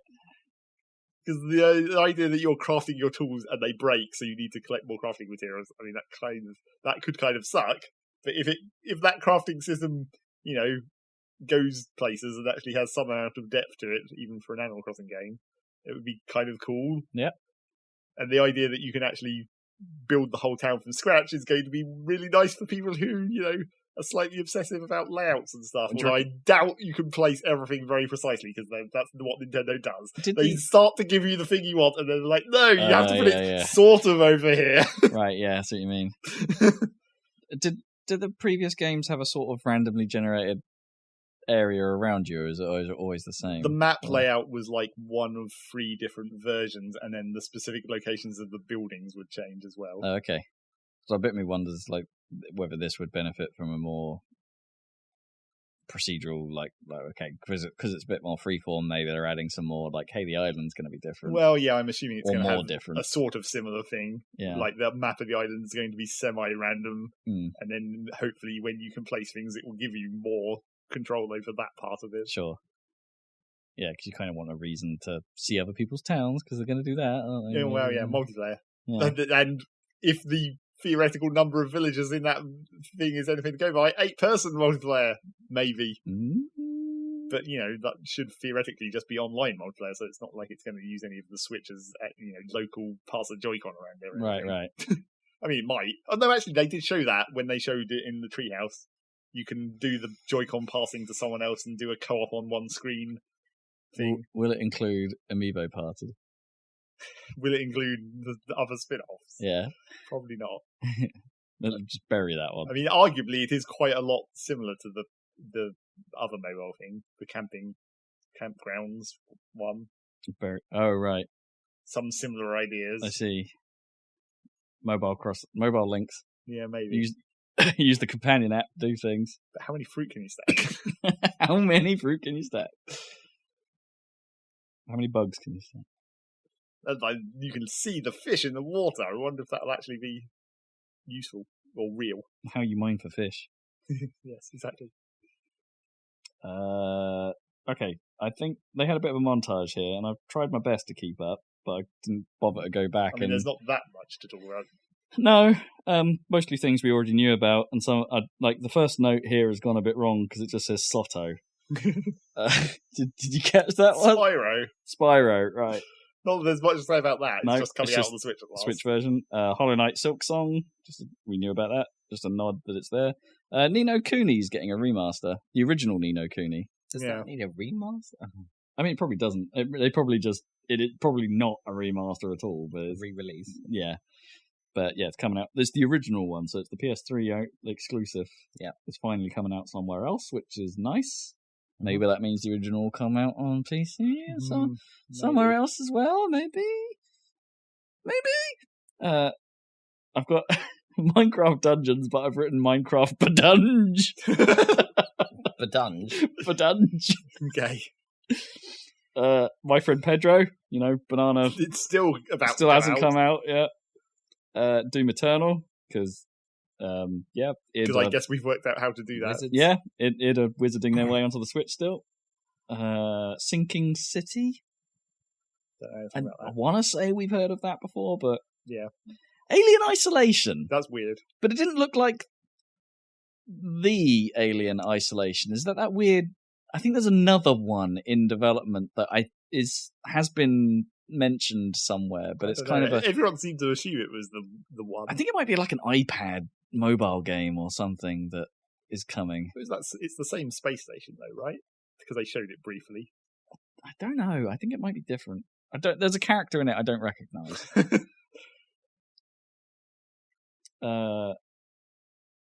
Crystal something. I've just got the word Crystal, but they mentioned Crystal Chronicles. Oh, maybe Crystal Chronicles. They did show it in that montage. Builders 2, Stranger Things. Yep. Just Dance. Catan. Not another version of Catan. Yeah. Not the 360 original, but also not the other game. No, it is Settlers of Catan. No, it is Settlers of Catan. But I mean the other, whatever that game's called, the one that Rob likes. Carcassonne. Yeah, that one. I mean, that's coming. That's already out. That's already out. Yeah, that's the thing. Super Lucky's Tale. Still. Dauntless, which I hear good things about, actually. Yeah, as like a sort of Monster Hunter, but not quite. Yep, and for a free to play game, kind of worth your time. Mario Maker 2, Also, still not quite out. But they have, outside of the show, they have announced that they will be, having said previously that there's no way to play with friends online. They've gone back on that. They've gone back on that and say we're going to put something in. Yeah, as you do. So presumably post-launch. Well, maybe. Yeah. And then we had the banjo reveal. Yep. So, and they attached the date, which we didn't mention before, as being fall 2019. Hero so is summer, which makes sense because now you've got the hero in summer, banjo in fall, something in another winter, another in spring, and then that's it. You make it before February, I guess. Yeah. Just in time. Just in time for fiscal. And then we got kind of the biggest reveal of the Ninty show. Yeah. I want to hear your thoughts on what little we've seen. But they didn't quite call it this, but it's Breath of the Wild 2.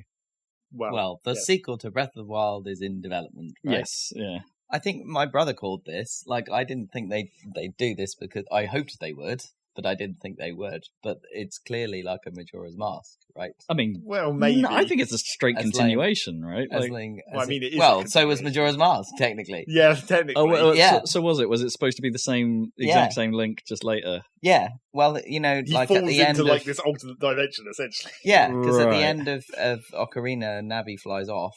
And he's like, and he goes to find Navi for some reason. Yeah, and he's like wandering through the woods, the Lost Woods, and the Skull Kid's there and stuff. So he's in Hyrule at the start, and then he falls into Termina through, or Tattle, like something happens. or whatever. Something happens, and the fairy like twins get split up or whatever. Right. And, like he ends up in. I never played Majora, sorry.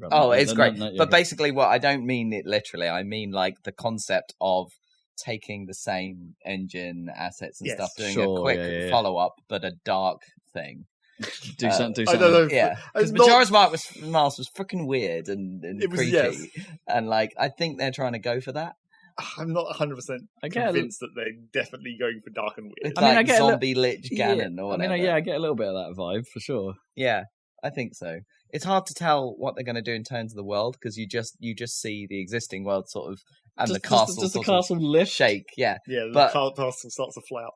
I would be surprised if it's changed. Well, I don't know. Well, here's my theory. I don't want the same map. My Zelda theory. Number one, I don't want it to be in the same. That would be too cheap. But they didn't do that with Majora. So, what's your theory? My theory is that it's actually got some. They're going to bring back some of the Twilight Princess Twilight. Right. Because it's got that glowing hand that's grabbing true. Ganon that looks kind of like the white that the Twilight people go in the light. And when the castle raises up, that could be like where there's a portal and it's going to teleport. Yeah. And Return of Wolf and Midna. Well, maybe just Midna. Like Count Duckula style. Yeah. But then all right, yeah. But then also that would give them a helpful out to get around having to make a new map. Because then you could use the old map, but then you could have like the Twilight version. Yeah, the classic. So you could like switch between a link between worlds kind of thing. Well, yeah. Yeah. Classic. Well, the past does that, doesn't it? Both do games do it. They both do it. I mean, and that would actually be good, I think. Yeah. And then maybe we don't know, but maybe they'll do more traditional dungeons a bit or something, which people want. And don't count chickens just yet on that, but yeah. Yeah, I didn't count any. But yeah, or cuckoos or whatever they're called. Cuckoos. But yeah, it's exciting that they're doing a quick follow up. I really like Majora's Mask, so I think that is the analogy. Like, for me, and I mean, it's a fantastic. I mean, yeah, it's kind of, in some ways it's the obvious play, but when you put it next to like what would have been the more obvious play for this sort of announcement, Odyssey 2, right? Mario Odyssey 2 probably was more plausible. Yeah, I guess. Yeah. So anyway, I'm super excited. Like, Ocarina is better than Majora's Mask by a long way, but that doesn't mean I don't love like that. I mean, you're also hoping that this will be their chance to actually do the things that everyone wanted, like the dungeons and more mechanics. Yeah, exactly. And like people are speculating that Zelda will be playable, right? Yeah, which I'm not sure. I'm not sure about that either. But it looks plausible from from what they've shown. From the sort of story you can infer from that. I do like that the official response on that is, we know the answer, but we're not telling you. Yeah. And I do like the zombie whatever Ganon reveal, and they even had the elements of the Ganon music from going up the stairs to meet him in Ocarina of Time. Right. Da, da, da, da, da, da, da. And of course, everyone's obsessing over Zelda's new hair as well. Yeah, very important. I mean, if she's going to be playable, you don't want that hair getting in the way. Yeah. Oh, is that what it's about? Less Yeah. physics. Because she was quite like go-getty and actiony in the flashbacks. Yeah, Not fighty though. Not That's fighty. the trouble. No, that's the thing. I mean, maybe that would be where you could that would be the swapping between worlds. You have the puzzle world and the fighting world. She could be in the light world, and Link could be stuck in the dark world. Yeah, or because you've defeated Ganon in the light world, there's not really any enemies left. Right. So she just goes around the light world doing quests and stuff. Yeah, that would be cool. I mean, regardless of what they do, it's probably going to be cool. I mean, and it's the one thing that's in the dungeon idea's favour here is that if you the amount of work that must have been required to just sculpt that first open world, right? Yeah, is insane. Well, I mean, and I think it's like it's not got the detail of like the Red Dead's world. I mean, not in that level of detail, but like the pure design aspect of it, like where the land. Because they talked a lot about the process line thing, yeah. where the how the lay of the land is and how that's important to how that game feels and plays, because it's all that game has. Yeah, it's great. Yeah, it's fantastic, and I don't believe they would do something of that scale again in the amount of time they're probably going to give to this project for this. Or budget for this project. I mean, you never know if they started immediately, which they wouldn't have done, but then maybe you could given those techniques. Yeah, but I think they will reuse the world to some extent, but I think there'll be a big enough twist on it. I think the dungeon idea works because they probably require. I say probably. But they probably require a little less effort than redesigning a whole new map. Depending on what kind of effort you mean, right? Yeah. Because designing the puzzles and stuff must be because as I say, I don't necessarily want to spend a huge amount, another several hundred hours in the same overworld again. Yeah, Majora's Mask was shorter than Ocarina, right? But it was reasonably. But it screwed your time over with the actual time of day. Shorter because you couldn't go very far in the amount of time you were given. That's true. Yeah. That was, You had like 4 days, but 3 days? Well, 3 if you... 3 and a bit. Yeah, don't count the start of that bit. I mean, clearly we're all going to play this. Oh, I mean, defo. Clearly. I mean, we've just gone through about 200 games. That's the only one I want to play. Oh shit, that means Rob has to finish the first one. Someone has to lend me a copy, a physical cartridge again, so I can finish it, because my save game's on my damn Switch. Well, yeah, we did at least sort that part out. Yeah, we did. So I've got my save game at least, but I just need a copy of it. I could buy one, but... Oh, good. I've already put so many hours into it now. Yeah. Buying it now feels like the wrong. And all I'm going to do is put it in, finish the game, and be done. Like as much as finish, because I've never been in the castle, so there's probably quite a chunk still. Yeah, the whole castle. Yeah, I need to look around the castle a bit more. So notable omissions then.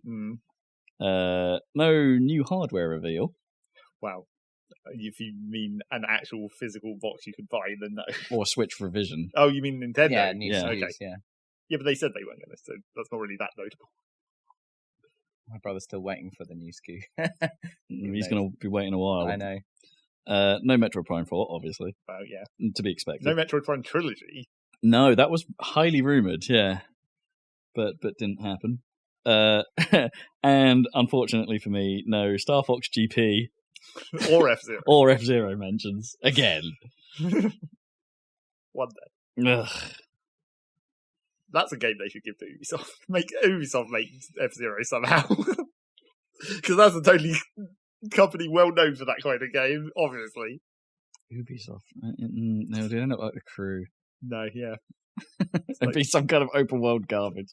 No, that's selling Ubisoft a little short, but they haven't got. I wouldn't say they've got a hugely great track record of racing games. No.